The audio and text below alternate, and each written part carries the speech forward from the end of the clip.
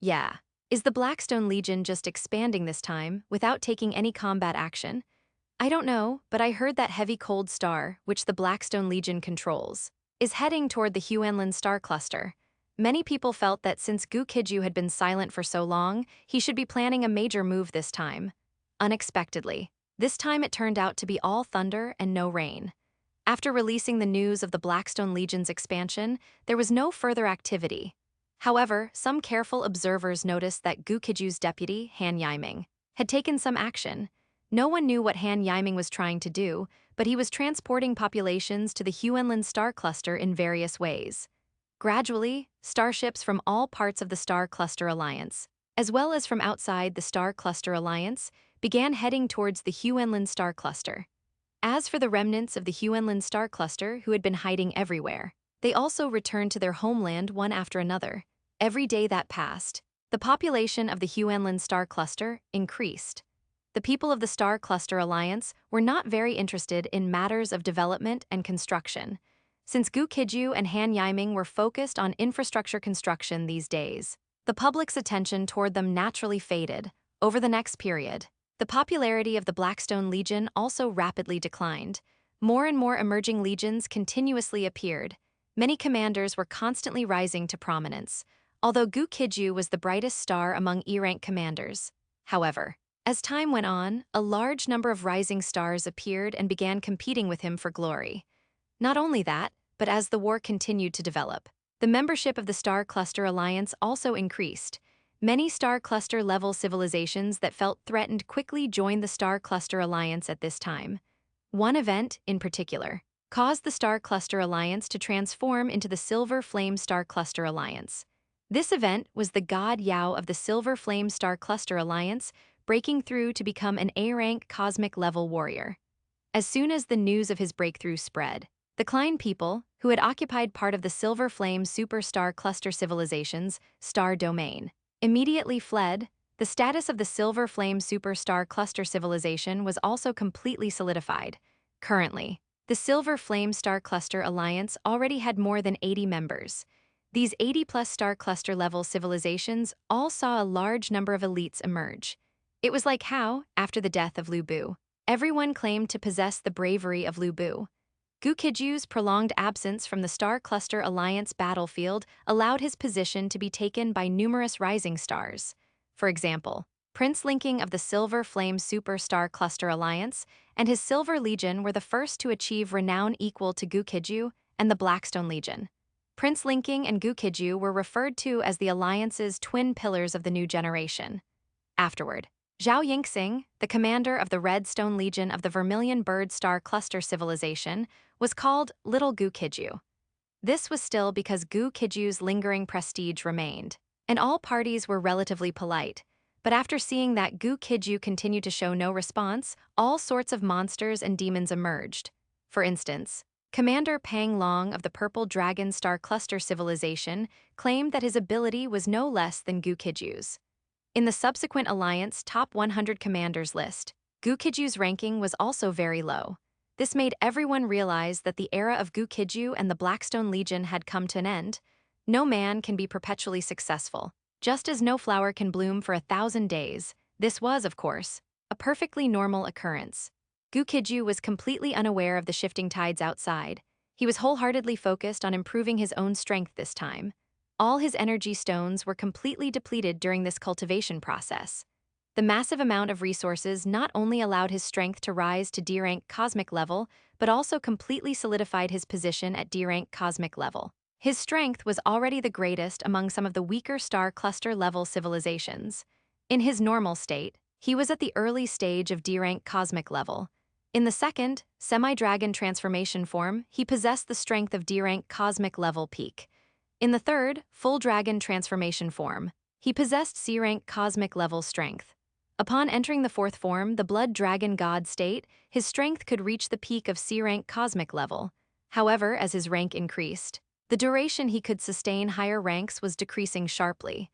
Now, when he enters the blood dragon god state, he can only sustain it for just over 10 breaths before running out of energy. Therefore, he had no problem competing against D-rank cosmic level warriors now. If he encountered a C-rank cosmic-level warrior, it would be quite troublesome. Clang! The serrated alloy sealed door, which had been dust-covered for a long time, slowly opened. Gu Qijue, in his semi-dragon transformation state, slowly walked out of his place of seclusion. He was quite surprised by everything he saw outside.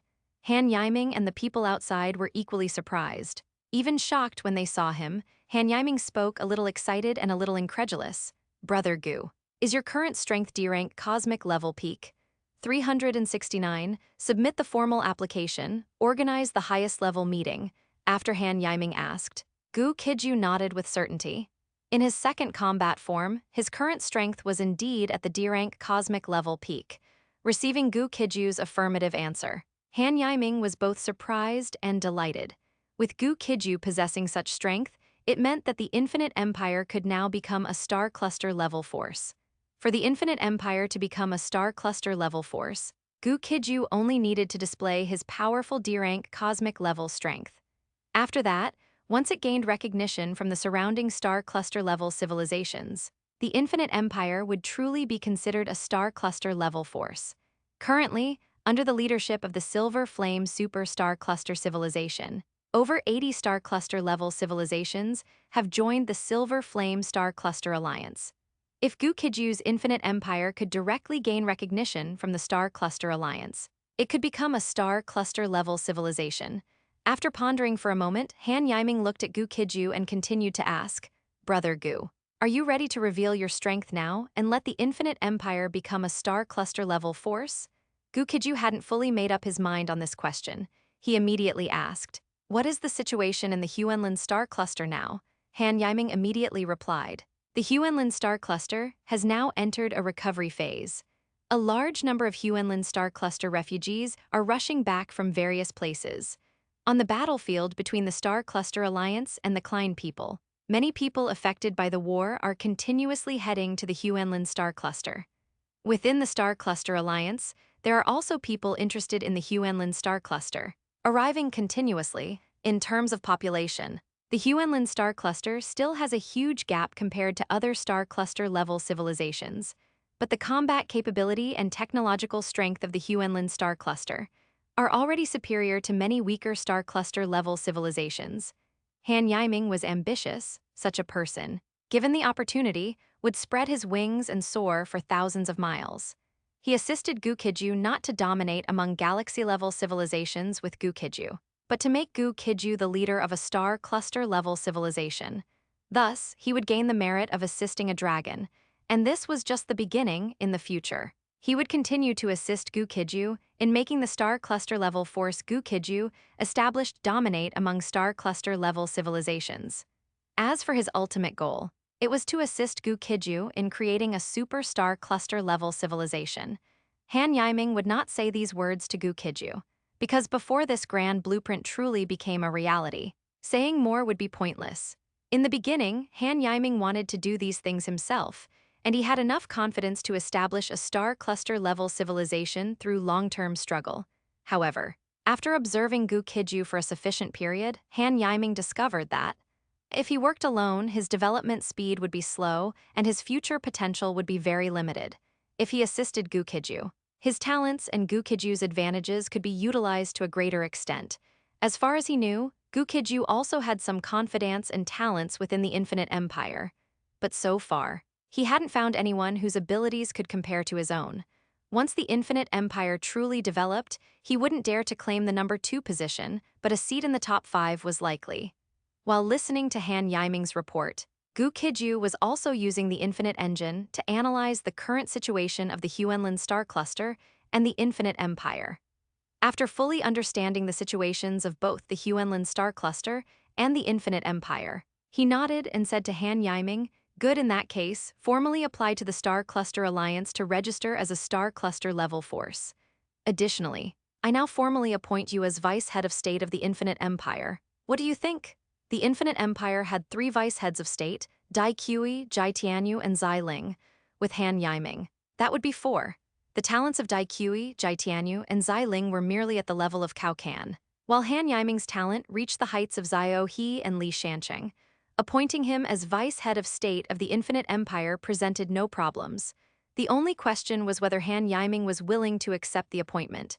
As it turned out, this sole question was not a problem at all. Han Yiming immediately bowed and saluted, saying, "Thank you, Your Excellency, the head of state. I am willing to accept the appointment." After dealing with Han Yiming's matter, Gu Qijue submitted the registration application to the current Silver Flame Star Cluster Alliance.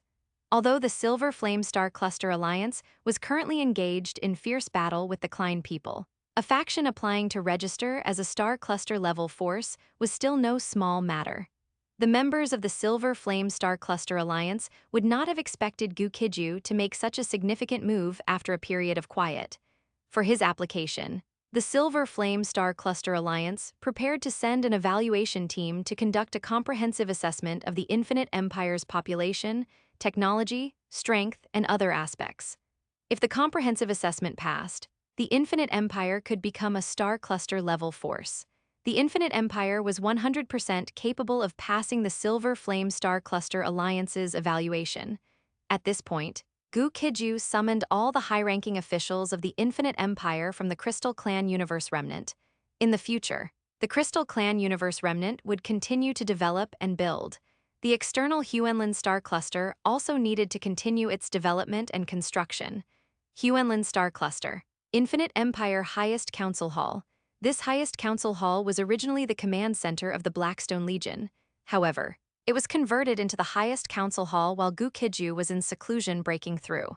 Not many people attended this meeting, only Gu Qijue, Gu Qijue, Jai Tianyu, Zai Ling, and Han Yiming.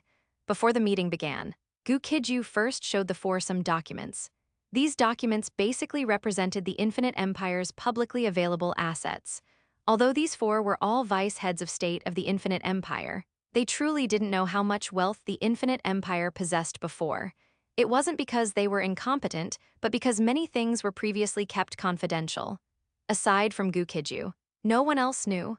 Looking at the list in their hands now, not to mention Gu Qijue and the other two, even Han Yiming was somewhat dumbfounded. In his opinion, other things were fine, but the Infinite Empire's research capabilities were undoubtedly somewhat terrifying. If the information on the list was completely accurate, the Infinite Empire already possessed over 8,000 Star Cluster-level civilization patents. Within the Silver Flame Star Cluster Alliance, the average number of Star Cluster-level patents held by Star Cluster-level forces was around 4,000. This shows how strong the Infinite Empire's scientific research capabilities are. After everyone finished browsing the holographic booklet in front of them, Gu Qijue finally spoke. Before discussing other matters, let's first discuss one question. Should the Huenlin Star Cluster continue to be called the Huenlin Star Cluster, or should it be called the Infinite Star Cluster in the future? Hearing this question, Han Yiming immediately stated his thoughts. It's better to continue calling it the Huenlin Star Cluster, because the Infinite Empire may not stop at the Star Cluster level civilization. Furthermore, the resources of the Huenlin Star Cluster have been almost completely extracted by the Klein people, so we won't stay here for long. 370, the evaluation team is arriving. The Suzaku Star Group has a new leader. Han Yiming gave 2 reasons, both of which were very forward-looking and bold. The only advantage the Huenlin Star Cluster currently has is that it is relatively safe. The reason it is safe here is because this place has been ruined by the Klein people. It's like a century-old kidnapper looking to acquire a few sons would go to Li Kaoran, not a slum. For the Infinite Empire to achieve greater development, it must go to places with richer resources. If the Infinite Empire's ambition is not just to be a Star Cluster-level force, then it must go to areas with huge advantages in resources and many other aspects. After Han Yiming spoke, Vice Head of State Gu Qijue couldn't help but glance at Han Yiming.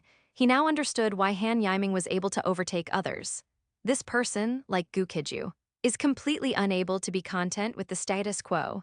Not only are they unable to be content with small wealth, but even great wealth and nobility cannot make them completely settled. Such people must accomplish something earth-shattering and magnificent, otherwise, they would have lived in vain. Gu Qijue completely agreed with Han Yiming's 2 concise reasons. He immediately decided, since that's the case, the Huenlin Star Cluster will not be renamed. There's no need to discuss the upcoming visit of the Silver Flame Star Cluster Alliance assessment team. Just cooperate with them and do a good job with the assessment. What needs to be discussed in detail is the development of the Infinite Empire. You all share your thoughts. Chief Gu had many ideas in his mind, but for such matters, collective wisdom is clearly better. This time, Vice Head of State Gu Qijue spoke first. The Infinite Empire's advantage lies in the Infinite Engine, and I would like to take full responsibility for the development of the Infinite Engine next. The so-called Infinite Engine is the comprehensive manufacturing base within the Crystal Clan universe remnant. Most of the Infinite Empire's products are produced in this comprehensive manufacturing base. This aspect is indeed very important, and it is quite appropriate for Vice Head of State Gu Qijue to be in charge of it. Gu Qijue nodded upon hearing this. All right. All production and manufacturing matters and related work for the Infinite Engine will be handled by Vice Head of State Gu Qijue. After Gu Qijue finished speaking, Jai Tianyu smiled and said, "In that case, I will be responsible for the development and construction of the Infinite Empire in the Huanlin Star Cluster." By doing this, she essentially took Han Yiming's job. Undoubtedly, Han Yiming would do a better job, but it wasn't impossible for Jai Tianyu to do it either. This time, Gu Qijue looked at Han Yiming and asked, "What do you think?" Han Yiming nodded. "I agree to transfer the development and construction work to Vice Head Jai Tianyu. I'll be responsible for the import of raw materials and the export of technological products for the Infinite Empire. This work is equally important for the Infinite Empire. The Huanlin Star Cluster, occupied by the Infinite Empire, has no high-grade materials and even few ordinary materials. Not only that, but the Huanlin Star Cluster also has almost no energy stones. This means that for the Infinite Empire to operate, it needs to continuously transform raw materials into technological products. These technological products also need to be continuously sold to be converted into energy stones. Only then can the Infinite Empire's snowball start rolling and grow larger and larger." Gu Qijue, Jai Tianyu, and Han Yiming all had their respective responsibilities. Gu Qijue then turned his gaze to Zai Ling. Zai Ling thought carefully for a moment, then said, "I'll be responsible for recruiting and managing the Infinite Empire's combat troops." After she spoke, Han Yiming looked at Gu Qijue, wanting to know how Gu Qijue would decide. This was definitely a major matter. To Han Yiming's surprise, Gu Qijue nodded without hesitation. It was clear that he trusted Zai Ling and the others greatly, and he was willing to give such significant authority to Zai Ling. From now on, Zai Ling will be responsible for the recruitment and management of Infinite Empire warriors. As for other matters, I will manage them. Speaking of which, Gu Qijue thought of Tian Li and the others. Tian Li was also a follower of the dragon, so giving him a vice head of state position was not an issue. However, Tian Li and the others are scientific research talents. All their time and energy should be used to explore knowledge, create knowledge, and develop products. Even if the scientific technology mastered by Tian Li cannot compare to the mechanical life forms in the Crystal Clan universe remnant, the Infinite Engine, or the Aminus 67 Stigma space station. But even now, Tian Li is still the Infinite Empire's chief scientist. Another reason is that Tian Li's identity is not convenient to disclose. That is, Tian Li was intercepted by him from the Vermilion Bird Star Cluster and the Qianqi Star Cluster. Although he is strong now, there is no need to directly fall out with the Vermilion Bird Star Cluster and the Qianqi Star Cluster. When he becomes the overlord among Star Cluster-level civilizations, or even the leader of a super-star cluster-level civilization, it would not be impossible to reveal the identities of Tian Li and the others then. At that time, giving Tian Li a vice head of state or an honorary vice head of state position would also be fine. After arranging the Infinite Empire's work for the foreseeable future, Gu Qijue began to await the Silver Flame Star Cluster Civilizations assessment team to visit the Infinite Empire. There was still some time before the assessment team visited the Infinite Empire. The Silver Flame Star Cluster Alliance's communication channels had already been buzzing about this matter for a long time. Has the Infinite Empire's comprehensive strength truly reached the Star Cluster level? I don't know, but we'll find out in a few days after the assessment team goes there. Chief Gu is too amazing. Not long after leaving the Vermilion Bird Star Cluster, he developed his subordinate forces into a Star Cluster-level civilization. Don't overpraise him, nothing's set in stone yet. Who knows if Gu Qijue is just bluffing? Haha. When has Chief Gu ever bluffed? Compared to the onlookers on the communication channels, some bigwigs directly invited Gu Qijue to communicate, wanting to inquire about the specific situation. Gu Qijue basically agreed to these communication invitations. Even if the Infinite Empire became a Star Cluster-level force, it still needed as many friends and as few enemies as possible. What surprised Gu Qijue was that the head of state of the Vermilion Bird Star Cluster had changed. The original head of state of the Vermilion Bird Star Cluster was Salisbury. Now, the head of state is Gabriel. Head of state Salisbury stepped down because her term was up. After her, there were two other head of state candidates. But one of them died in battle. The other one did not win against Gabriel in the head of state election. So, this person became the head of state of the Vermilion Bird Star Cluster. Gu Qijue also accepted the other party's communication invitation. Then, the leaders of the two-star cluster-level civilizations met online for the first time. When Gu Qijue saw Gabriel, he noticed that he was a serious, even somewhat gloomy middle-aged man. This was normal, as Gabriel's previous workplace was the Vermilion Bird Star Cluster's secret department, and his work involved intelligence theft and assassination. 371, Cluster-Level Summit, Assessment Team arrives. Chief Gu, hello. Gabriel's voice was extremely cold, and he gave off the impression of a large, cold block of ice to those around him. After Gabriel greeted Gu Qijue also spoke. Your Excellency Gabriel, hello. He didn't know what the other party intended to do, as his relationship with the Vermilion Bird Star Cluster was quite unique. For this meeting with Gabriel, he planned to listen to what the other party had to say before making any decisions.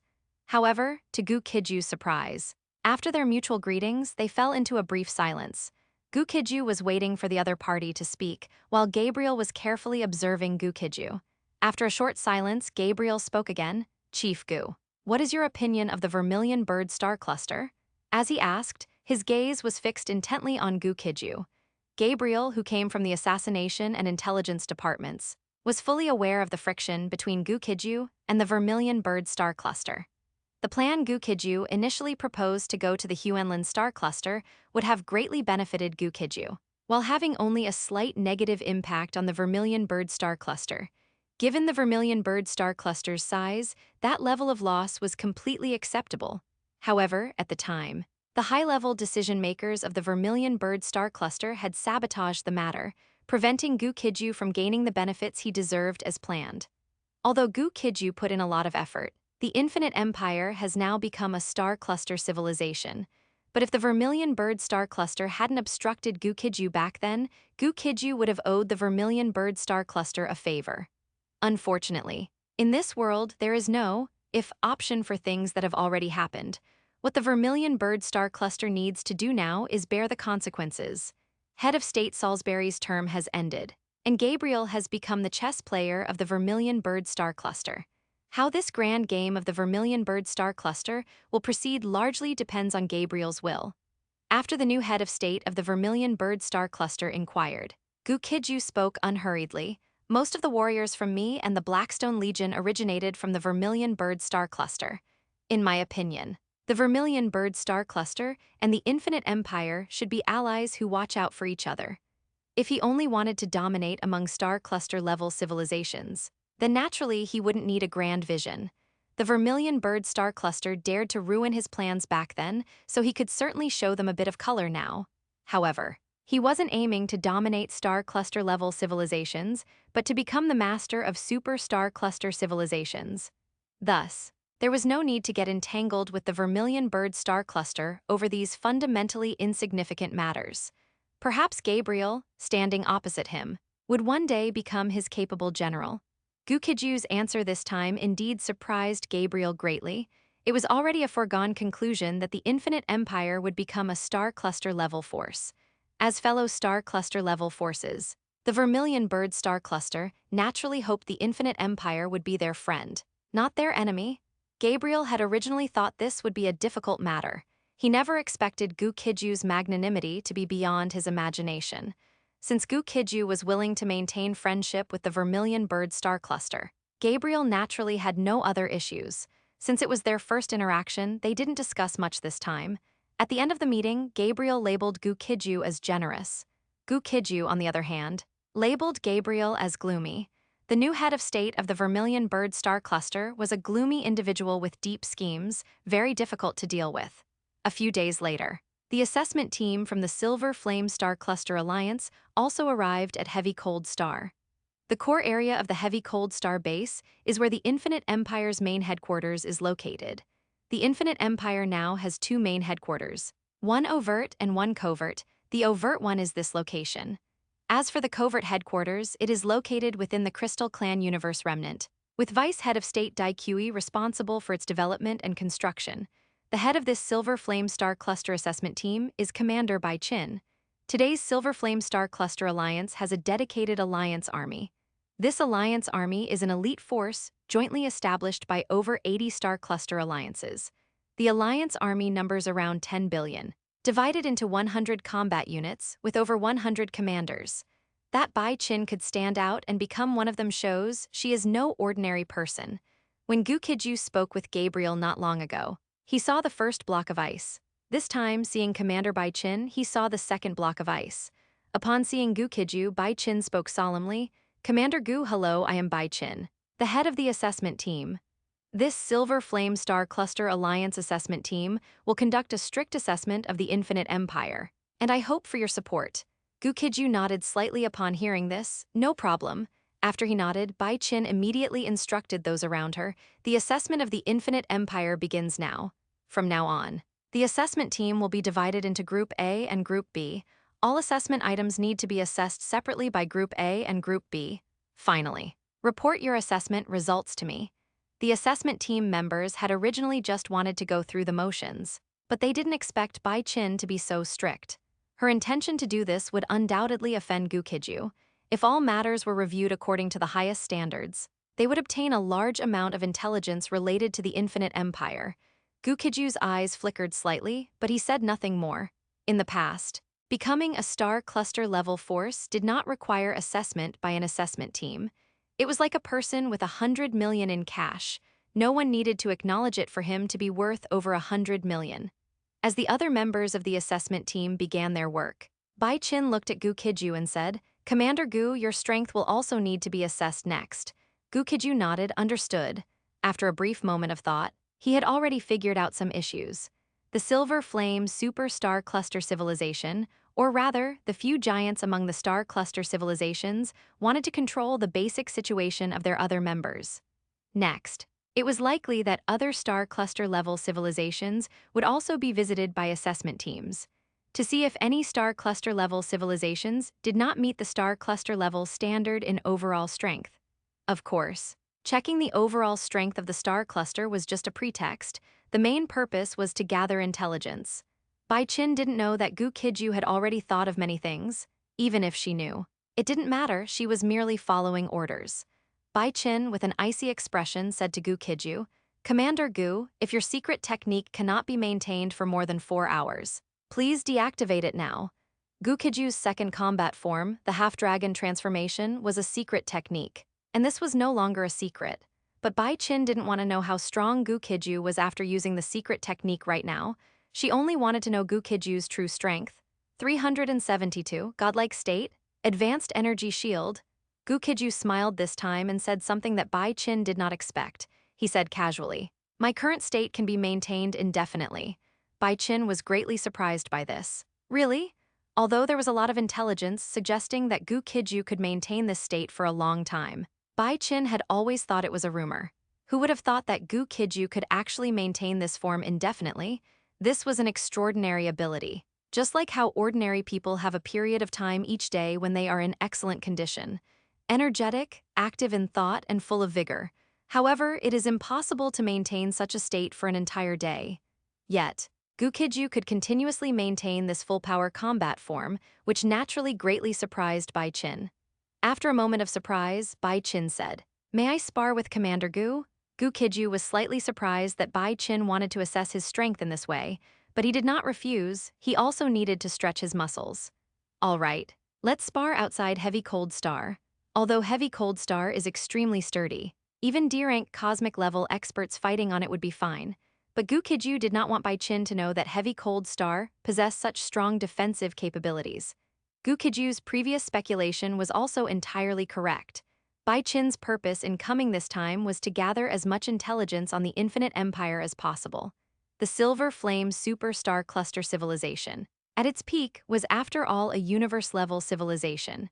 Now that God Yao of the Silver Flame Super Star Cluster Civilization had further advanced in strength, the Silver Flame Super Star Cluster Civilization's ambition was rapidly growing. If the Silver Flame Superstar Cluster Civilization could annex a large number of star cluster civilizations and cripple the Klein people once again, then the long-dormant Silver Flame Superstar Cluster Civilization would very likely show its prowess again and become a universe-level civilization. Bai Qin quickly followed Gu Qijue to the void realm outside Heavy Cold Star. Whoosh! Gu Qijue raised his hand and flicked, and an incomparably sharp blood spear was already in his grasp. Clang! A sword cry rang out, and a crystal longsword appeared in Bai Qin's hand. Buzz! Bai Qin's original strength was at the peak of D-rank cosmic level, but at this moment, streaks of glowing white light flickered around her, and her strength instantly rose to the extreme of D-rank cosmic level. The changes in Bai Qin's body made Gu Qijue's eyes flicker slightly. He asked the infinite engine in his mind, "What ability is this?" Data collection and comparison in progress, not yet clear. The ability Bai Qin used seemed very rare, even the current infinite engine did not know about it. After Bai Qin's longsword was unsheathed, she suddenly slashed at Gu Qijue. Boom! Rumble! This sword strike was terrifying. A D-rank universe-level expert was already an extremely powerful existence. A sharp and brilliant sword light instantly shattered countless void realms. Crushing down towards Gu Qijue did not retreat but chose to meet it head-on. Whoosh! The blood spear in his hand suddenly thrust out, a speck of cold light like a comet striking the moon. Collided with Bai Qin's sword light. Rumble! Boom, boom, boom, boom, suddenly. The sword light and the cold light collided fiercely. The surrounding space immediately shattered continuously. Powerful shockwaves also swept and raged in all directions. Numerous asteroids floating in the void realm were continuously pulverized into dust by these terrifying shockwaves. Just now, Bai Qin was probing and Gu Qijue also made a casual strike. Next, the two continued to probe and exchange blows. Bai Qin's strength was extremely formidable at the D-rank cosmic level. She was almost unrivaled. It had always been this way, but this time she undoubtedly met her match. Bai Qin swung her sword again and again, and streaks of brilliant sword light continuously flew through the void realm. All the asteroids and minor planets along the way suffered. After the initial probing, Bai Qin was already going all out, but she was horrified to discover that Gu Qijue, from beginning to end, maintained an air of disinterest and leisurely stroll. This meant that, as D-rank cosmic level experts, Gu Qijue's strength was even greater than hers. This result greatly shocked Bai Qin. However, she had no intention of stopping. Instead, she really wanted to know just how strong Gu Qijue was. Earlier, Gu Qijue had considered that Bai Qin was from the Silver Flame Superstar Cluster Civilization and wanted to give her an out. Since the other party was unwilling to end this meaningless spar, he wouldn't be polite. Boom, and the next instant, Gu Qijue's aura suddenly changed. Countless energies scattered throughout the void realm instantly converged towards Gu Qijue. Gu Qijue did not hesitate at all with this vast and mighty power. Directly thrusting out a spear, boom, rumble, seeing Gu Qijue's terrifying offensive, Bai Qin immediately abandoned the idea of counterattacking and went into full defense. Buzz! An energy shield instantly enveloped her entirely. All her energy surged wildly during this process, continuously converging towards the energy shield. Bai Qin was not only skilled in offense, but also in defense. Her energy shield was not an ordinary spherical structure, but rather composed of numerous hexagonal energy blocks pieced together. This required an extremely precise control over her own energy to cause such a change in a basic energy shield. If it were merely to bond energy in this manner, it would not enhance the defensive effect of the energy shield. The moment Bai Qin assumed a full defensive stance, Gu Qijue's unleashed attack also descended. What happened next shocked Bai Qin to the extreme. Her high-level energy shield, when facing Gu Qijue's attack, only resisted for an instant. Crack, crack. After just an instant, her high-level energy shield began to crack and continuously shatter, being utterly destroyed by Gu Qijue's full-power strike. Bai Qin wanted to understand Gu Qijue's strength more, preferably to force out Gu Qijue's trump cards. Unexpectedly, she didn't force out Gu Qijue's trump cards. Instead, Gu Qijue forced out one of hers. Boom! Around Bai Qin, brilliant divine light suddenly erupted at this moment. She instantly transformed into a silver-haired goddess, and her strength temporarily increased to C rank. Although Gu Qijue's offensive was terrifying, it was only a full-power strike from a D-rank cosmic-level expert. Bai Qin, in her goddess state, could still resist with a higher-tier strength without any problem. Upon seeing Bai Qin in her goddess state, Gu Qijue couldn't help but smile slightly. The direct descendants of the Silver Flame Superstar Cluster civilization all possess a deity state, which can enhance their strength and grant special abilities. This was the first time he had seen a Silver Flame Superstar Cluster warrior in their deity state. 373. The strongest D-rank cosmic level warrior, a firefighter. Bai Qin did not maintain the divine state for too long. After blocking Gu Qijue's offensive, she exited the divine state. He who gives no thought to the future will soon have trouble at hand. The elites of the Silver Flame Superstar Cluster civilization clearly plan very far ahead, although the members of the Silver Flame Star Cluster Alliance are currently still fighting against the Klein people. However, after the battle between everyone and the Klein people ends, the more than 80 members of the Silver Flame Star Cluster Alliance might redistribute the benefits. Even if other star clusters didn't harbor such thoughts, many high-ranking officials within the Silver Flame Superstar Cluster were already discussing related matters. That is why Bai Qin came this time to investigate the Infinite Empire and Gu Qijue's background. But the result left her quite disappointed. Bai Qin did not continue fighting with Gu Qijue, but instead asked a question: has Chief Gu been hiding his strength all this time? Her address for Gu Qijue was no longer Commander Gu, but Chief Gu. Even before the assessment results were released, she had already acknowledged Gu Qijue's strength and the fact that the Infinite Empire was about to become a star cluster-level civilization. Gu Qijue smiled at Bai Qin's question and did not answer. His strength had increased too quickly, and he would not answer questions regarding his power. The comprehensive assessment of the Infinite Empire would still continue for some time. During this period, Gu Qijue arranged for Bai Qin to stay on Heavy Cold Star in the Infinite Empire. Heavy Cold Star has a core zone and 108 subzones. The place where Bai Qin stayed was a villa in the core zone. After she settled down here, a woman walked out of the void realm beside her. The figure of the other party was initially quite transparent and illusory, only solidifying completely after a moment. The person who arrived was Bai Qin's good friend, and also a member of the assessment team. Her name is Yan Yunxi, and her mission in the Infinite Empire is to gather as much intelligence on the Infinite Empire as possible. After Yan Yunxi sat down, she began communicating with Bai Qin using mental energy.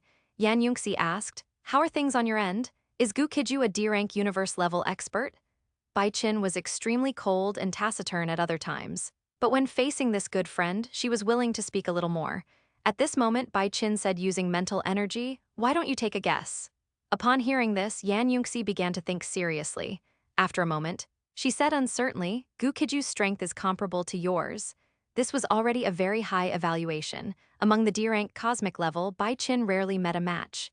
Even she, who was similarly outstanding, was not Bai Qin's opponent. This time, Bai Qin shook her head and said, "I am not his opponent." Yan Yunxi had just picked up an energy-rich fruit, preparing to take a bite. When she heard Bai Qin's words, her movement completely froze. Her beautiful eyes were filled with disbelief as she looked at Bai Qin. "You are not his opponent." Without waiting for Bai Qin's reply, Yan Yunxi continued to ask, "Is he a C-rank cosmic-level warrior?" Bai Qin shook her head. He only used D-rank cosmic-level strength at the time, but... Next, Bai Qin recounted everything that had happened to Yan Yunxi in detail. Then, Yan Yunxi's beautiful eyes were filled with astonishment, and her small mouth hung wide open, as if she could stuff a goose egg into it. After a long time, Yan Yunxi finally used mental energy voice transmission to tell Bai Qin, "I originally thought Gu Qijue's talent lay in commanding battles.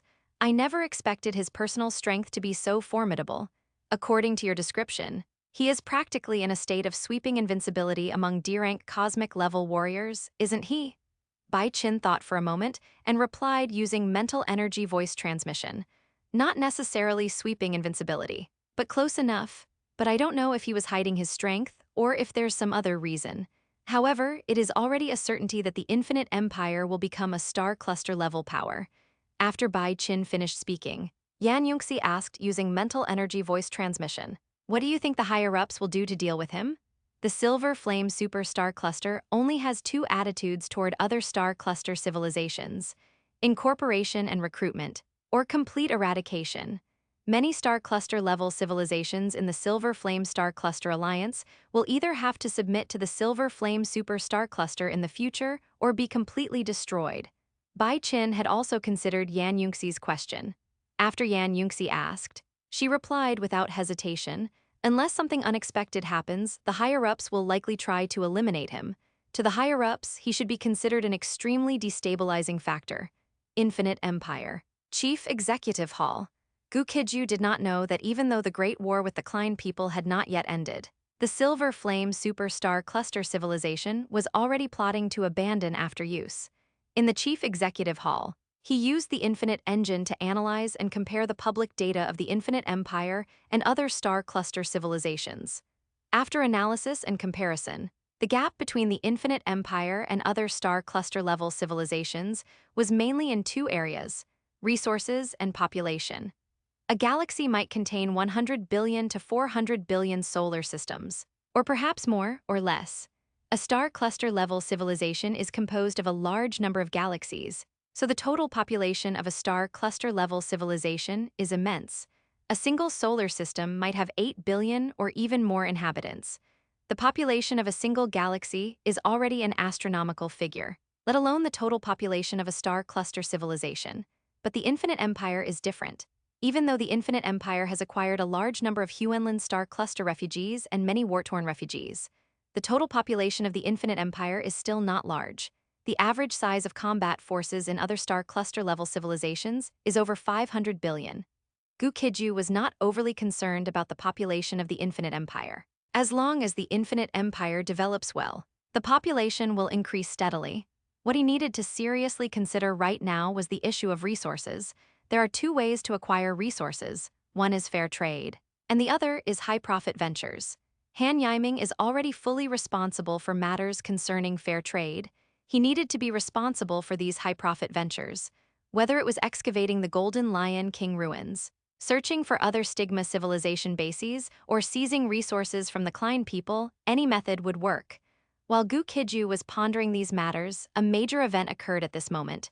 Cooper Star Cluster, a member of the Silver Flame Star Cluster Alliance, suffered a surprise attack by the Klein people, and more than half of its star domain was occupied by the Klein people. The Cooper Star Cluster civilization was in imminent danger and requested aid from all star cluster civilizations. After Gu Qijue received this news, he immediately decided to provide support. Most of his resources had already been depleted. If he didn't go and shake down the Klein people for some gains, he wouldn't be able to make ends meet. Thus, a scene that moved the high-ranking officials of the Cooper Star Cluster to tears of excitement appeared. While other star clusters were still holding meetings, conducting pre-war mobilization, and deploying troops, Gu Qijue of the Infinite Empire, leading the Infinite Empire's combat forces, arrived immediately. 374, Cooper Star Source, Congrev's Astronomical Reward Cooper Star Cluster, Chief Executive Hall. President Congrev of the Cooper Star Cluster welcomed Gu Qijue to his seat with great warmth. Before the war began, the Cooper Star Cluster had over a dozen all-weather strategic partners. However, with the massive invasion of the Klein people, these all-weather strategic partners encountered various issues. In any case, the Cooper Star Cluster had yet to see any aid from them so far.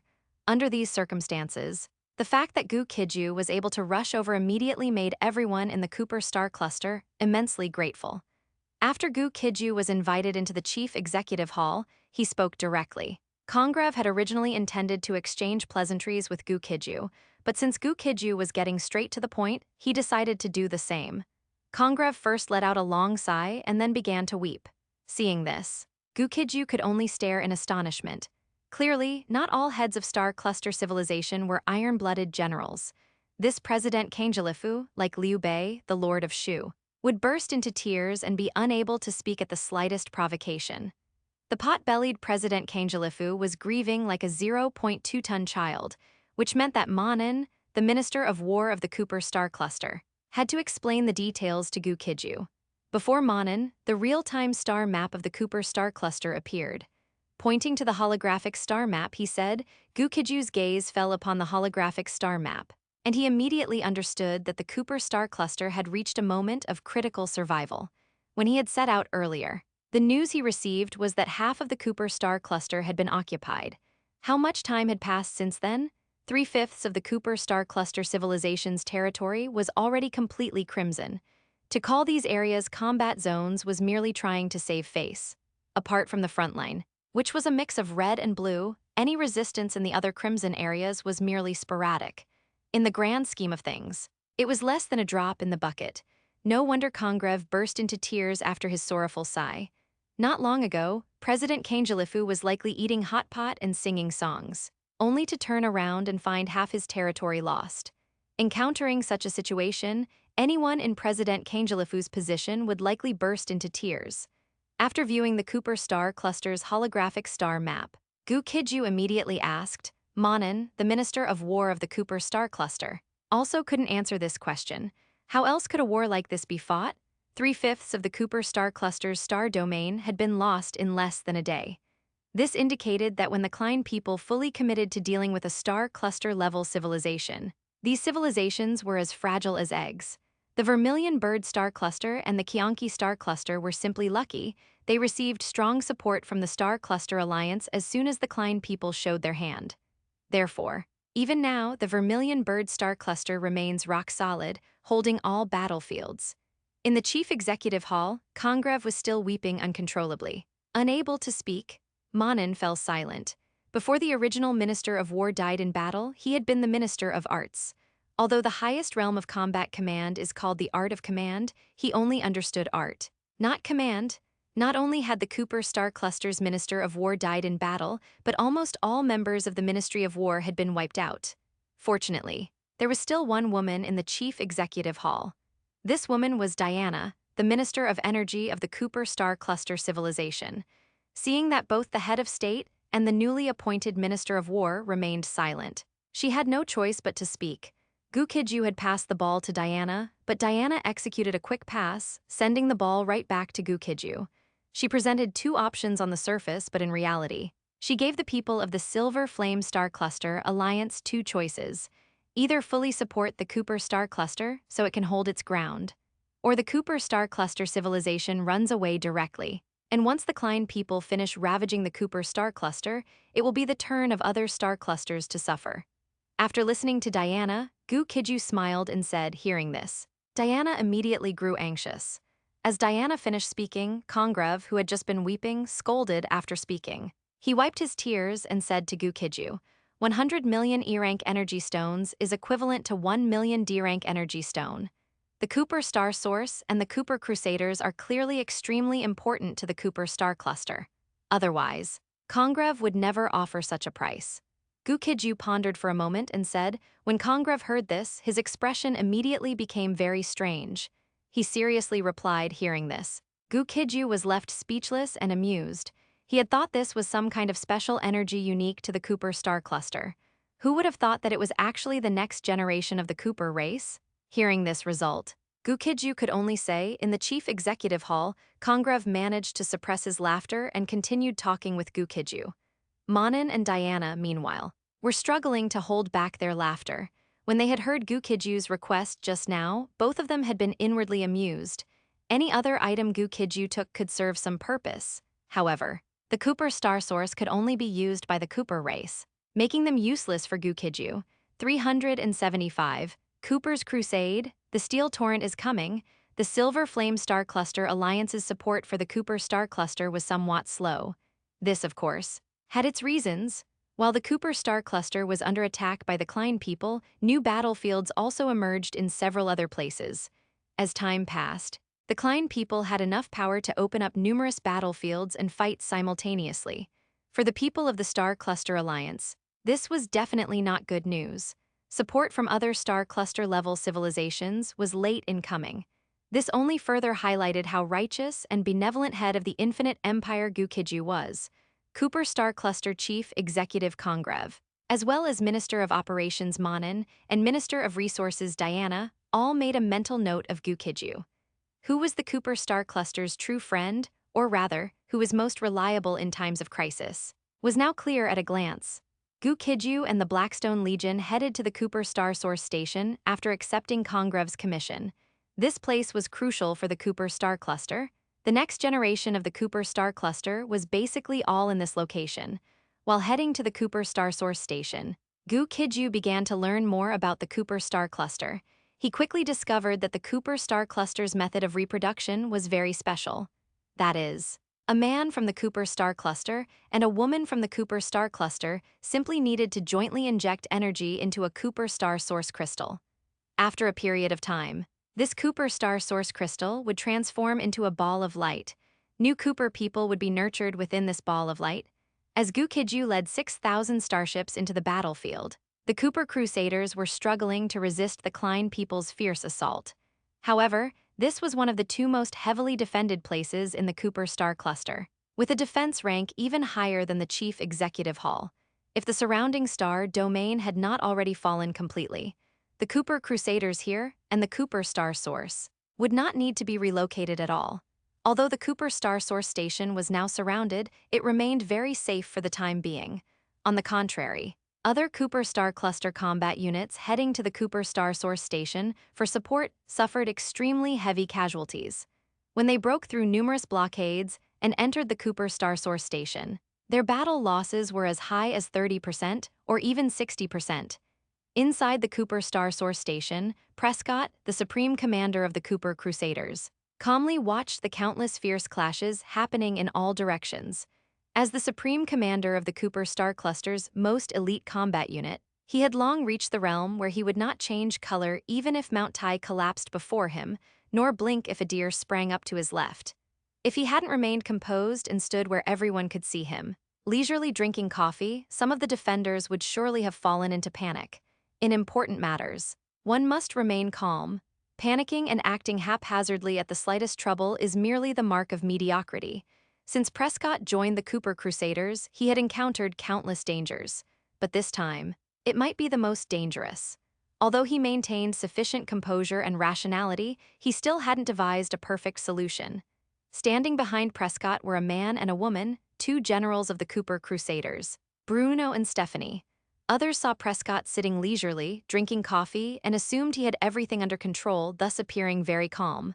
However, Bruno and Stephanie carefully noticed that Prescott had inadvertently frowned several times. Under normal circumstances, such a situation was almost impossible.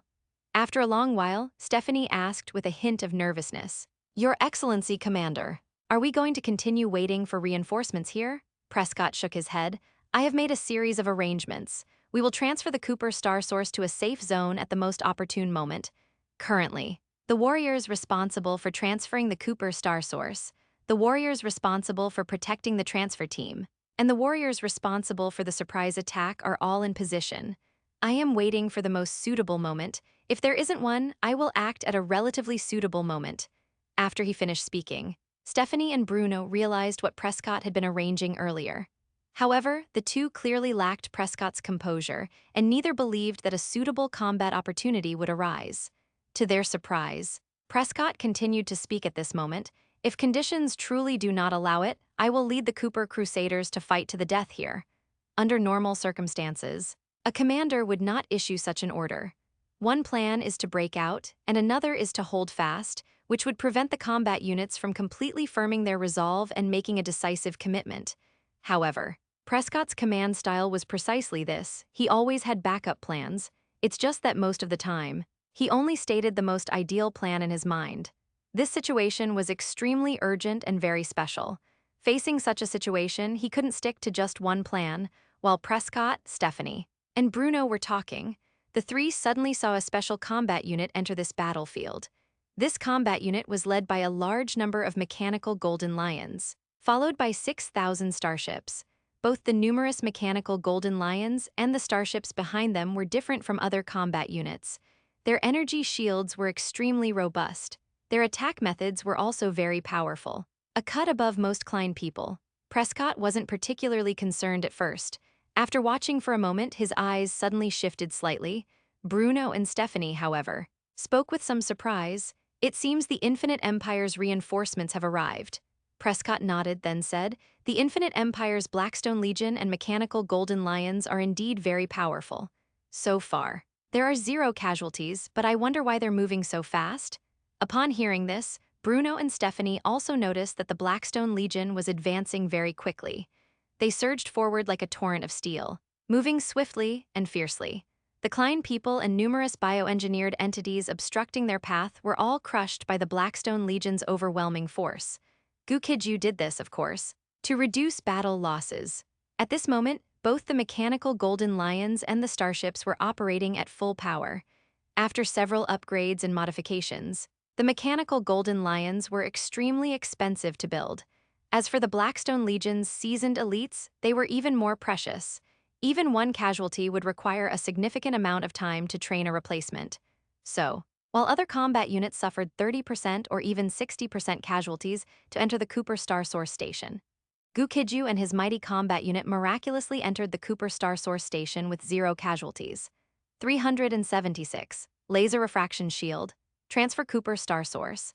The sight of the Infinite Empire's army breaking through and rushing into the Cooper Star Source Station was quickly uploaded to the Star Cluster Alliance communication channel. After witnessing the astonishing performance of the Infinite Empire's army, many people immediately developed a greater fondness for Gu Qijue and the Infinite Empire. At the Cooper Star Source Station, Prescott, Bruno, and Stephanie dared not delay.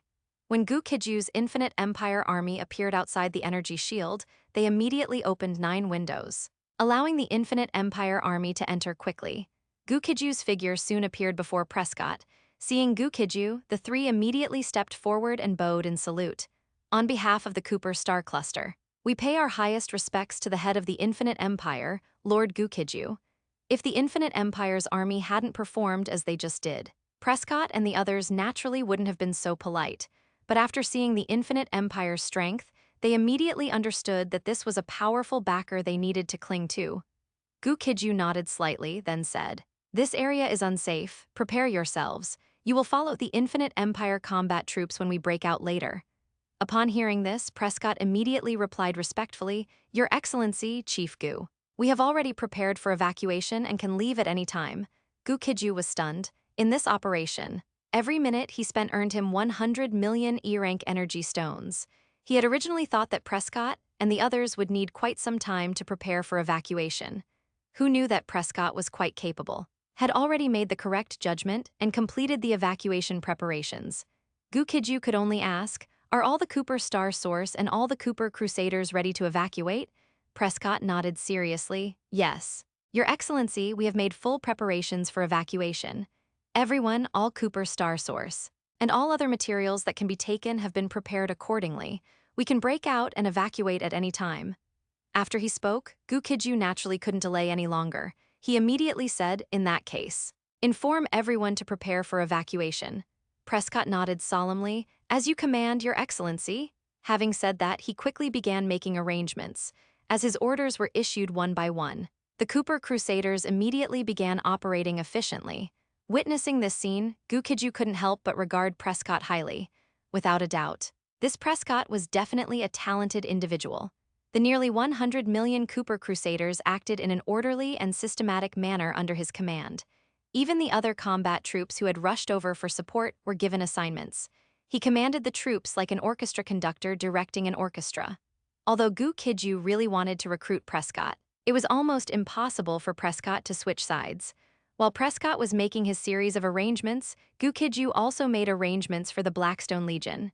"Next, we will break out at all costs. All devices must be adjusted to maximum power. If necessary, operate them at overload. Don't worry about wear and tear. This operation has only 2 objectives. First, preserve yourselves to the greatest extent possible. Second, successfully lead the Cooper Crusaders and the others to break out." When Gu Qijue finished speaking, the members of the Blackstone Legion said in unison, "As you command." In just a moment, Prescott completed all arrangements. Once his side was ready, Gu Qijue wasted no time. He decisively commanded, "Evacuation operation begins. Break out."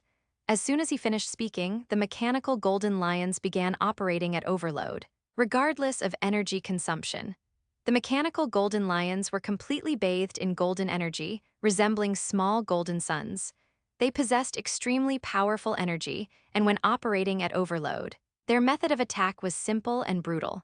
The Cooper Crusader soldiers watched in shock as numerous mechanical Golden Lions continuously smashed their way through, like comets striking the moon. The floating cannons, various war machines, battleships, and other types of aircraft that stood in their way, all were crushed and shattered by the mechanical Golden Lions during this process.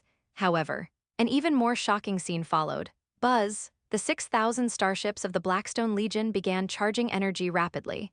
Witnessing this scene, Prescott couldn't help but feel shocked, because the mechanical Golden Lions and the Klein people were currently entangled in close combat. If Gu Qijue used the starship main cannon to fire, it would inevitably be an indiscriminate attack. In that case, both the mechanical Golden Lions and the Klein people would clearly be Gu Qijue's targets. What happened next was indeed not beyond Prescott's expectation. Boom, rumble, the 6,000 starships of the Blackstone Legion, operating at full power, actually opened fire indiscriminately. However, a scene that nearly made Prescott and the others' eyes pop out in shock appeared at this very moment. The current mechanical Golden Lions and the Blackstone Legion's weaponry have all been upgraded and modified using the Infinite Engine, Crystal Clan technology and Stigma technology. Their performance on the battlefield would be utterly astonishing. Whoosh, whoosh, whoosh, whoosh. Terrifying laser beams slammed into the mechanical Golden Lion's energy shields, immediately transforming into fine, hair-like laser beams that began to reflect and scatter. Large numbers of Klein people were instantly riddled with holes by the mass of laser beams coming from all directions. They had to simultaneously resist the mechanical Golden Lion's attack and deal with the laser beams assaulting them from every direction.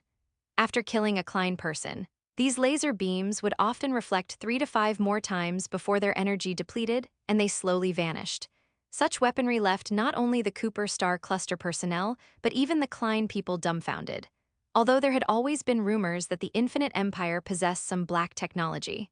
Previously, the Cooper Star Cluster personnel didn't know if these rumors were true, but this time, they knew for certain.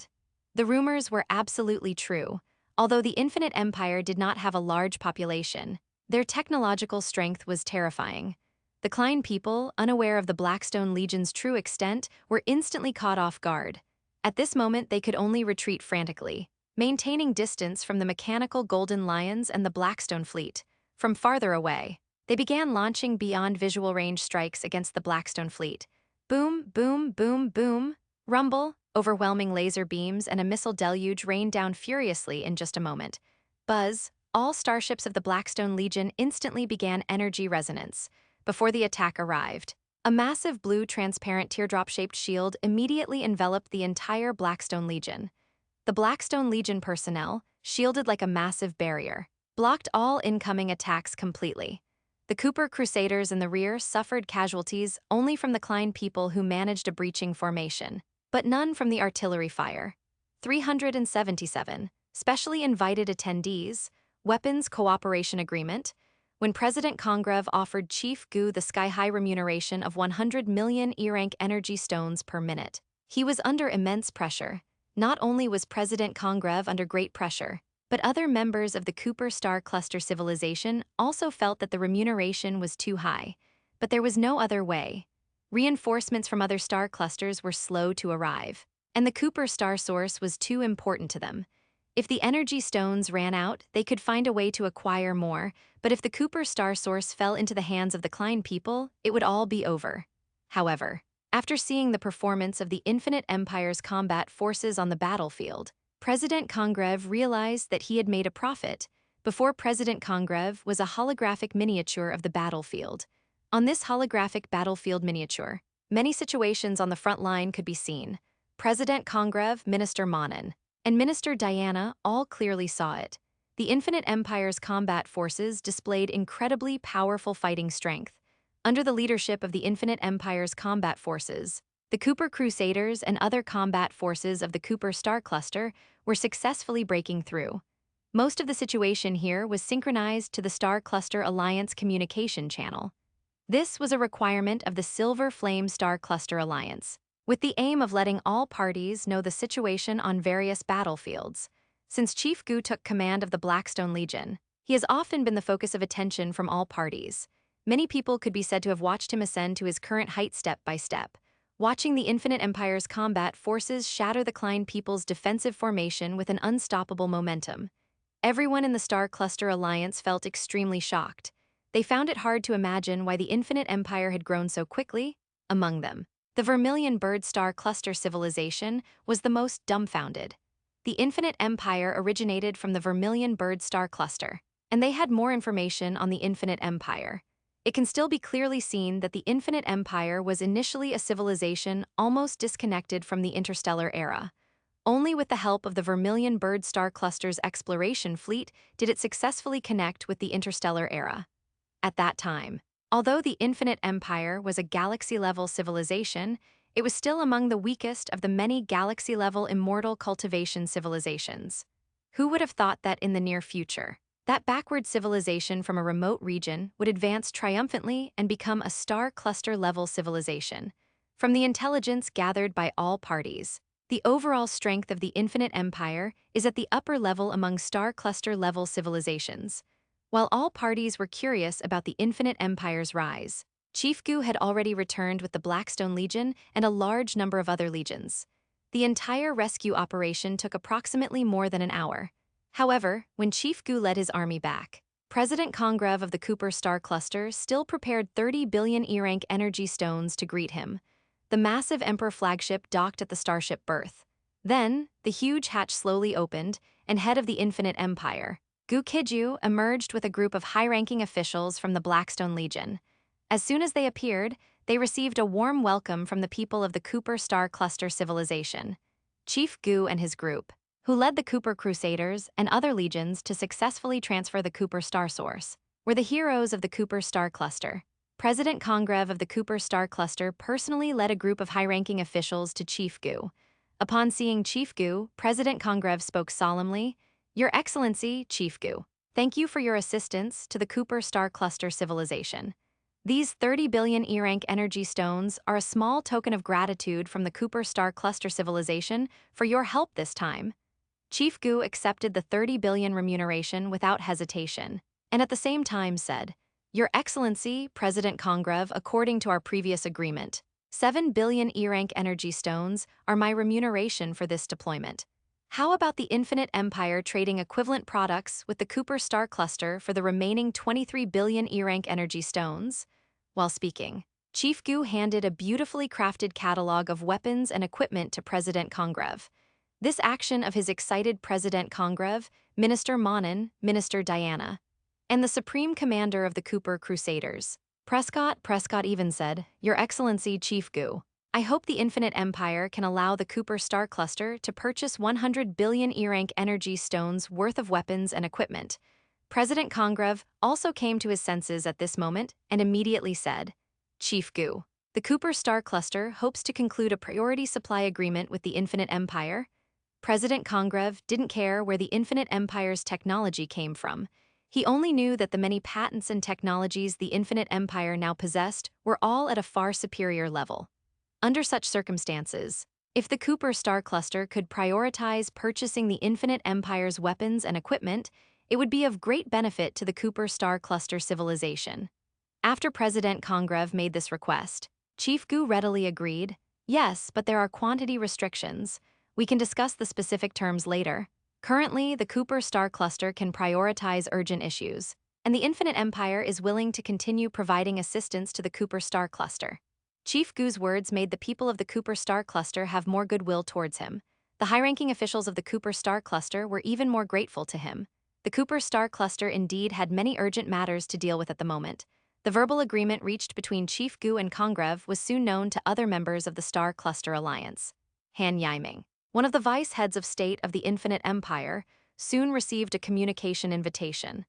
Currently, in the Infinite Empire, Vice Head of State Han Yiming is mainly responsible for business and trade matters, not Head of State Gu Qijue. Their decision to negotiate directly with Han Yiming this time was undoubtedly the correct approach. Cooper Star Cluster Supreme Conference Hall. This Supreme Conference of the Cooper Star Cluster invited a special attendee. This person was none other than head of the Infinite Empire, Gu Qijue. As time passed, more reinforcements had arrived. However, only Chief Gu, a head of state of a star cluster-level civilization, had come, so he was specially invited to attend this meeting. The Cooper Star Cluster's Supreme Conference did not have many attendees, totaling less than 100 people. The president of the Cooper Star Cluster, along with 10 vice heads of state and over 80 senators, were almost all present. Once everyone had arrived, President Congreve immediately began to speak. "Everyone, the Cooper Star Cluster has now reached a moment of life and death. No matter what, the tragedy of the Huenlin Star Cluster must not be repeated in the Cooper Star Cluster. As long as we can reclaim lost territory and resist the Klein people's offensive, In principle, this head of state is willing to agree to all conditions and make every effort. To achieve this overall goal, I hope everyone actively offers suggestions. After Congreve finished speaking, he looked at the people below, and at the same time nodded to Chief Gu. Then he waited for everyone to put their heads together and come up with solutions. 378, a brilliant idea, the best defensive deployment. The many vice heads of state and numerous council members of the Cooper Star Cluster also seem to lack a good solution for this matter. Everything must proceed from reality. Empty talk and wishful thinking are useless.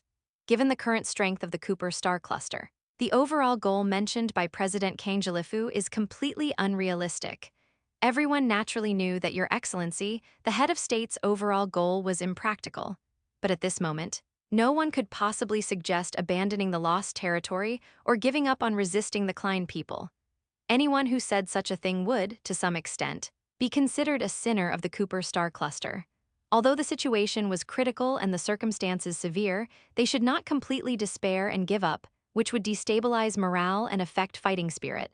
During this process, many council members frequently glanced toward Gu Qijue. They found it difficult to speak up, but Gu Qijue, as an outsider, could still offer some reasonable suggestions.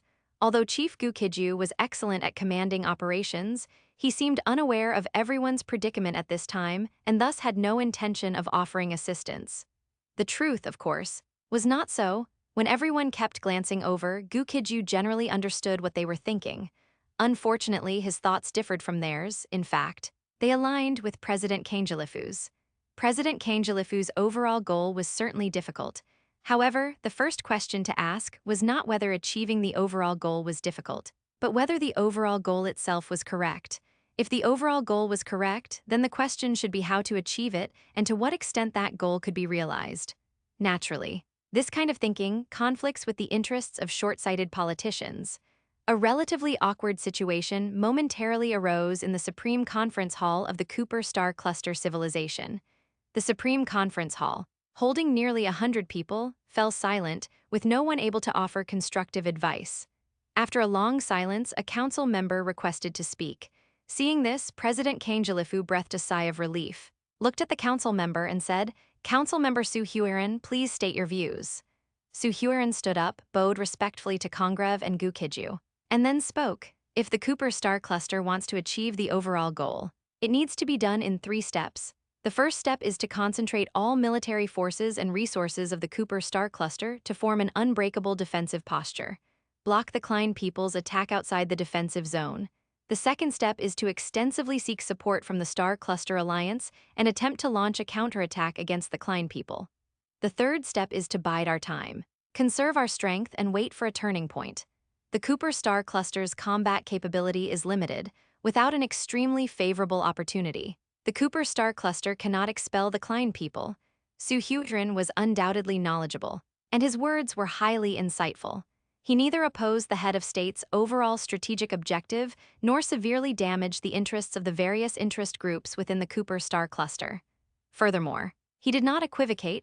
The 3 steps he proposed were effective to a certain degree. It was just that the second and third steps had some issues. They couldn't decide how many members of the Star Cluster Alliance would be willing to support the Cooper Star Cluster, nor could they decide the extent of support those parties would be willing to provide. As for biding their time and waiting for a turning point, that was equally unreliable. Who knew if that turning point would ever actually appear? But for him to say these things at this time was commendable. It was better than everyone else remaining silent. In his heart, Gu Qijue secretly made a note of Su Huiran. The Infinite Empire is currently a Star Cluster-level civilization, lacking sufficient appeal to attract these elites to defect. But if the Infinite Empire were to become a super Star Cluster civilization someday, these talents would clearly be useful. Although the Silver Flame Super Star Cluster civilization is currently the leader in this star domain, but the position held by the Silver Flame Super Star Cluster civilization is not necessarily one others cannot occupy. President Gu Qijue had, to some extent, already agreed with Su Huiran's suggestion. After pondering for a moment, he still spoke courteously to Gu Qijue. "Chief Gu, you have long been on the front lines fighting the Klein people, giving you greater understanding and insight into them. Regarding the current situation of the Cooper Star Cluster civilization, do you have any other views or advice for the Cooper Star Cluster?" Congreve's words were merely a formality toward Gu Qijue. But Gu Qijue clearly had no intention of being overly polite to President Kanjalifu, once asked. He stated the facts, judging from the current situation. The Cooper star cluster's predicament indeed needs to be solved step by step. The first step is to establish a defensive line and treat the wounded and refugees. The specific defensive line for the Cooper star cluster can be constructed like this. As Gu Qijue spoke, a holographic image appeared before him. This plan, of course, was not conceived by him, but was the result provided after analysis by the Infinite Engine. Prescott, the Supreme Commander of the Cooper Crusaders, glanced at the holographic image and immediately declared, "A genius conception." After speaking, he looked at Your Excellency, the head of state Congreve, and requested, "Your Excellency, the head of state, please be sure to reference the plan provided by Chief Gu, Your Excellency, for defensive deployment." Congreve was an amateur when it came to commanding operations, but Prescott, along with many others present, were experts in this field. Many people initially thought Gu Qijue was messing around. How could an outsider possibly understand the Cooper star cluster more comprehensively than they did? But after carefully examining Gu Qijue's defensive deployment plan, everyone was stunned into silence. Although they didn't understand how Gu Qijue knew so much about the Cooper star cluster and provided a plan so quickly. Upon closer inspection, however, they realized Prescott had not been wrong. Gu Qijue's defensive deployment truly deserved to be called a genius conception. If this task were left to them, it might take 2 or 3 days just to produce a relatively feasible plan. Afterward, it would require extensive modifications to reach the level of Gu Qijue's proposal. Following Prescott, more and more high-ranking officials knowledgeable about warfare and defensive deployment began to speak up. "Your Excellency, the head of state, Chief Gu, Your Excellency's defensive plan is very suitable for our situation. We suggest referencing Chief Gu, Your Excellency's defensive plan for deployment." Even Su Huiran, who had distinguished himself just moments ago, stood up at this moment and solemnly declared, "In my opinion, Chief Gu's defensive deployment does not need mere referencing. Unless others have better suggestions, we should simply execute it step by step. Barring any unexpected proposals, none of you likely have a better defensive plan." Correct, President Kanjalifu was completely clueless when it came to commanding operations. But seeing everyone's reaction at this moment, he naturally understood that the plan Gu Qijue provided was extremely impressive. He immediately looked toward Prescott, the man he trusted the most and who was entirely worthy of that trust. Seeing the head of state's inquiring gaze, Prescott nodded heavily. He had already said it was a genius conception. 379, another upheaval has occurred. The Amethyst Universe civilization, Chief Gu's proposal was quickly approved by President Kanjalifu. Due to the severe and urgent situation, the meeting did not continue and actions were taken immediately. While holding a meeting was necessary, simply meeting could not solve the problem. All combat forces of the Cooper star cluster were immediately mobilized for emergency deployment to various defensive positions.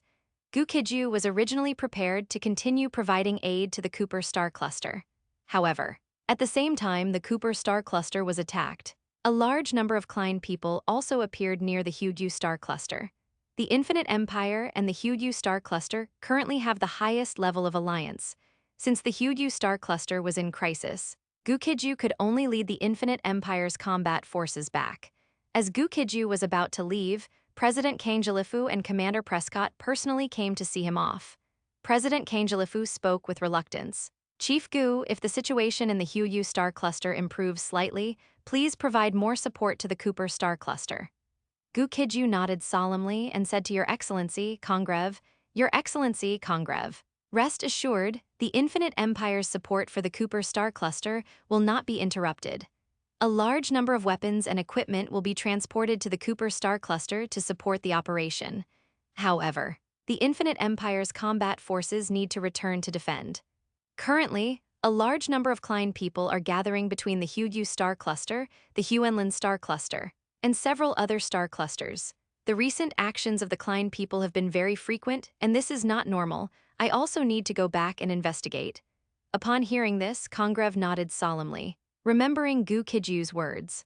Under the watchful eyes of Congreve and Prescott, the Infinite Empire's fleet set sail from the starship port. 6,000 starships ascended steadily, then quickly departed into the distance. The abnormal actions of the Klein people left everyone in the Star Cluster Alliance bewildered.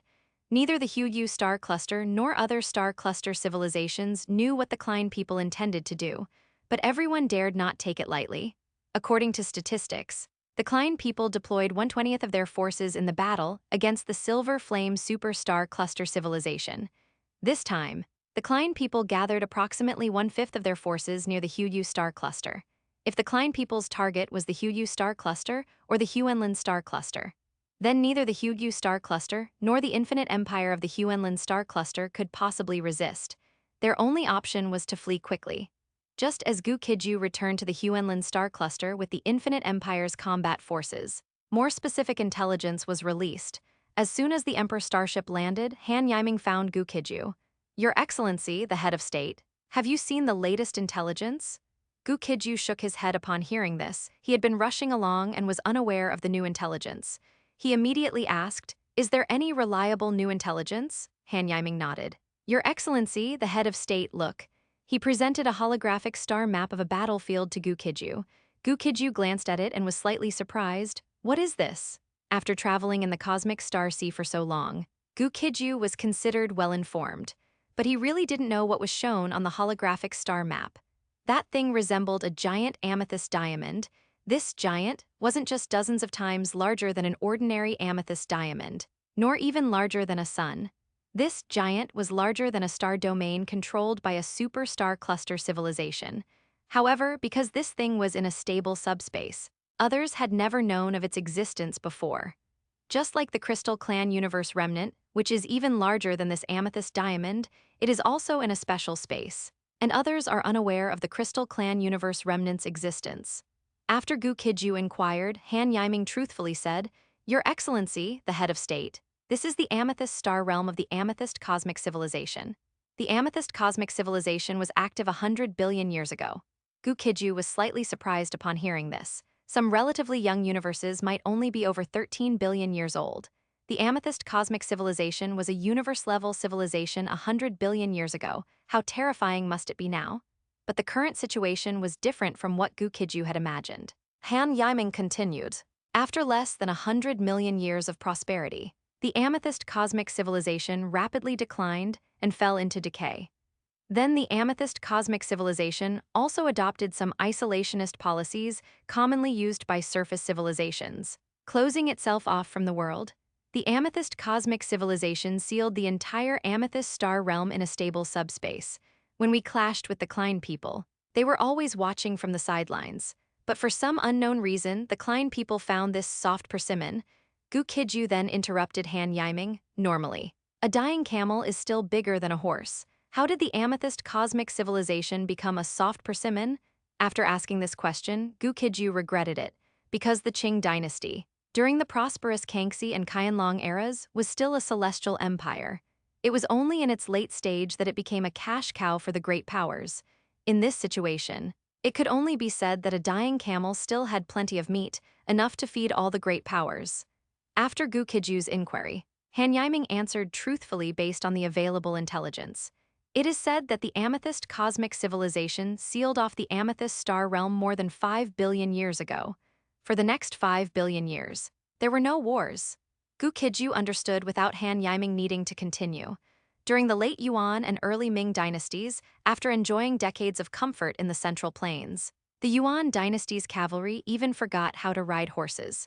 The Amethyst cosmic civilization hadn't fought a war for nearly 5 billion years. They probably didn't even know what war was, let alone how to fight. While this statement might be exaggerated, it was largely accurate.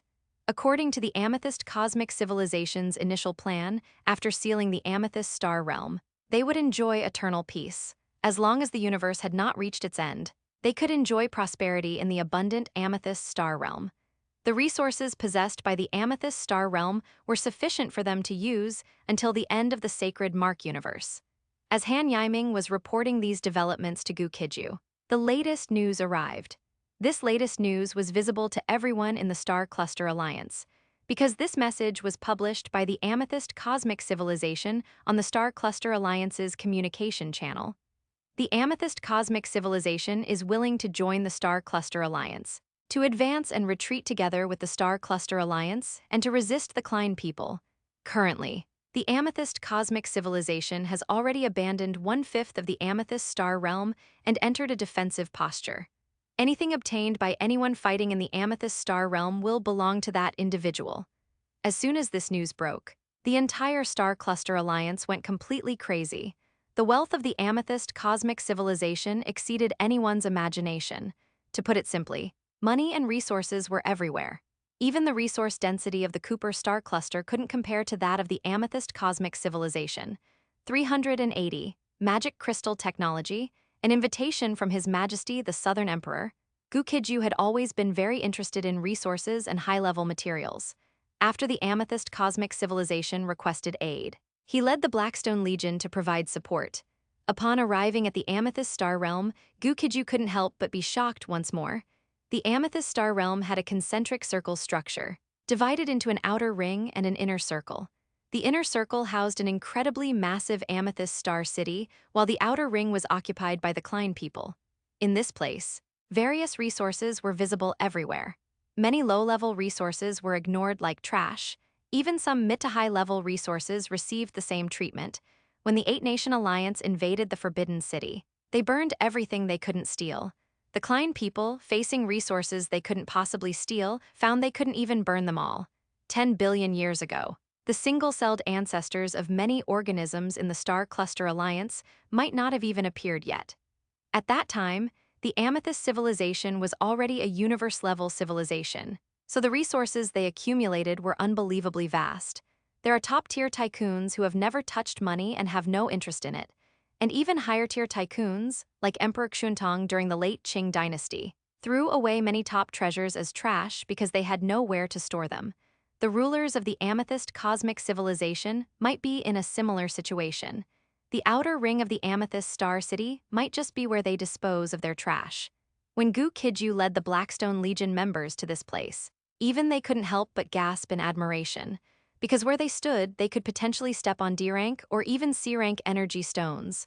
That wasn't the most exaggerated part, right now. Gu Qijue bent down and picked up an A-rank energy stone from the ground. In other words, just by bending down, Gu Qijue had already earned 100 million E-rank energy stones. Encountering this situation, Gu Qijue had no desire to fight anymore. Not bowing for 5 pecks of rice is correct, but if it were 500 trillion pecks of rice, he could reluctantly bend his back. Gu Qijue immediately ordered the Blackstone Legion. Blackstone Legion, all warriors heed the command. Break down into small units, collect resources, and avoid all non-essential combat. Upon hearing the order, everyone spoke in unison. Understood. Subsequently, the Blackstone Legion, like everyone else, began collecting the resources in this area. The resources here were simply too numerous, reaching an outrageous extent. The total wealth of the entire Star Cluster Alliance combined was less than one-fifth of the wealth of the Amethyst cosmic civilization. Moreover, the wealth in this place might not actually be one-fifth of the Amethyst cosmic civilization's total wealth. For top-tier tycoons, once wealth reaches a certain level, it is just a string of meaningless numbers. However, for even higher-tier tycoons, wealth might be so immeasurable that they themselves don't know exactly how much they possess. The Klein people were originally busy scrambling for resources, but after realizing that the Star Cluster Alliance's combat forces were continuously arriving, the Klein people could only change their strategy and begin fighting the Star Cluster Alliance. In the past, when other star clusters encountered trouble, the reinforcements from other members of the Star Cluster Alliance took a long time to arrive. This time, the Star Cluster Alliance reinforcements arrived faster than ever. A large majority of Star Cluster-level civilizations, and even vice heads of state and heads of state themselves, personally led the teams. Even Commander Prescott of the Cooper Star Cluster came with reinforcements. Although the Cooper Star Cluster was undergoing an earth-shattering war, it did not affect the Cooper Star Cluster's ability to get rich. The Amethyst battlefield also quickly escalated into the primary battleground between the Star Cluster Alliance and the Klein people. While Gu Qijue was searching everywhere for top-tier resources, he suddenly received a communication invitation from the Amethyst cosmic civilization. This surprised Gu Qijue slightly, but he accepted the invitation, wanting to know what this interstellar tycoon wanted. After the communication connected, an official from the Amethyst cosmic civilization spoke in an extremely polite and courteous manner. "Esteemed Chief Gu, Your Excellency, "Hello, our sovereign wishes to see you." His words left Gu Qijue quite surprised. He hadn't even met God Yao, the supreme leader of the Silver Flame Superstar Cluster, face to face yet. And the sovereign of the Amethyst cosmic civilization was undoubtedly of a higher status than God Yao. After brief contemplation, Gu Qijue decided to agree to the meeting. "Yes. Can I enter Amethyst Star City now?" The official on the other side was overjoyed upon hearing this. "That would be perfect. I will immediately send someone to welcome Chief Gu." Gu Qijue refused. "No need. I'll come to Amethyst Star City myself." An ordinary person standing below Amethyst Star City would be like a single-celled organism facing the Great Wall. After Gu Qijue arrived, a ball of purple light enveloped him. The next moment, he successfully entered Amethyst Star City. The Amethyst cosmic civilization possessed 4 sovereigns: the Eastern Emperor, the Western Emperor, the Southern Emperor, and the North Emperor. The one who wished to see Gu Qijue this time was the Southern Emperor of the 4 sovereigns, Nangong Dangsu. Gu Qijue entered Amethyst Star City and saw the high-ranking official who had communicated with him shortly before. Seeing Gu Qijue, Lin Heifei, who was impeccably dressed in a suit, introduced himself. "Hello. Chief Gu, I am Your Majesty Empress Nan's butler, Lin Heifei." Gu Qijue nodded slightly and said, "Hello, Your Excellency Lin Heifei." Lin Heifei smiled, leading the way for Gu Qijue while saying, "Chief Gu, do you have any plans to join other forces? For example, our Amethyst cosmic civilization?" Gu Qijue shook his head and frankly stated, "The Amethyst cosmic civilization might be wealthier than ordinary universe-level civilizations in terms of financial resources. However, in terms of combat capability, it seems to have fallen below the standard of a universe-level civilization. If you'll excuse my offense, Your Excellency Lin Heifei, although you possess the rank of D-rank cosmic level, your energy is very fragile. If you were outside, Your Excellency might not even be able to defeat an E-rank cosmic level warrior." Gu Qijue's words did not provoke Lin Heifei into anger. Instead, they made Lin Heifei smile wryly. He nodded and said, "Everything Chief Gu said is true. According to our original plan, the Amethyst cosmic civilization would not encounter war until the Sacred Mark universe reached its end. Oh, I forgot to mention this to Chief Gu. The universe we are currently in is called the Sacred Mark universe. If not for a series of unforeseen events, this universe would have already collapsed. The Amethyst cosmic civilization has existed for a very long time. This means they even know about the Stigma civilization and the Sacred Mark universe." Gu Qijue pondered for a moment and asked, "I heard that after a universe-level civilization develops to a certain extent, it can detach itself from its native universe. Does the Amethyst cosmic civilization not have a similar plan?" Lin Heifei smiled and shook his head. "The Amethyst cosmic civilization follows the magic crystal technology route, which has a very serious upper limit. I am not currently at liberty to discuss the specifics, but we truly do not have any plans related to leaving the native universe." 381, Interstellar Warfare Academy, its first principal, led by Lin Heifei, Gu Qijue quickly entered a magnificent, towering palace. The entire palace was constructed from extremely precious SSR-rank rare materials. When the heads of some star cluster-level civilizations came here, their entire net worth might not be enough to buy a single floor tile. Entering the spacious hall, Gu Qijue saw a resplendent throne suspended in midair. The throne was crafted from a rare material called crystal haze diamond, which contains extremely high energy and possesses incredible value. Even with Gu Qijue's extensive knowledge, he couldn't help but feel a bit surprised. He saw Your Majesty Empress Nan, bowed, and politely said, "Gu Qijue of the Infinite Empire greets Your Majesty Empress Nan." He was merely the head of a star chart-level civilization, while the other party was one of the heads of a universe-level civilization. It was only right for him to pay his respects. Of course, the Amethyst cosmic civilization had been in decline for 5 billion years. It was truly hard to say how much combat power they still possessed. This generation's Southern Emperor was named Nangong Dangsu, a cold and glamorous older sister with long hair flowing down to her waist. After Gu Qijue saluted, Nangong Dangsu's clear and cold voice echoed through the hall. "Commander Gu, this emperor wishes to hire you to establish the Amethyst Interstellar War Academy. What do you think?" On the way, Gu Qijue had thought of many possibilities, but he truly hadn't expected that Your Majesty Empress Nan of the Amethyst cosmic civilization would seek him out for such a matter. After seeing the Amethyst cosmic civilization's countless resources, Gu Qijue knew that he desperately needed such a partner. Therefore, he needed to seriously consider Your Majesty Empress Nan's words. After a moment of serious thought, Gu Qijue looked at Your Majesty Empress Nan and asked, "May I ask, Your Majesty Empress Nan, what is the purpose of establishing the Amethyst Interstellar War Academy? What is the Amethyst Cosmic Civilization's attitude towards the Amethyst Interstellar War Academy, and what kind of support will it receive?" Although he wanted to establish friendship with the Amethyst Cosmic Civilization, before cooperating with the Amethyst Cosmic Civilization, he still needed to clarify these matters. After Gu Qijue's inquiry, Your Majesty Empress Nan said seriously, "The Amethyst Cosmic Civilization's attitude towards the Amethyst Interstellar War Academy will depend on the situation. The purpose of establishing this Interstellar War Academy is to cultivate top talents for the Amethyst Civilization and the Star Cluster Alliance.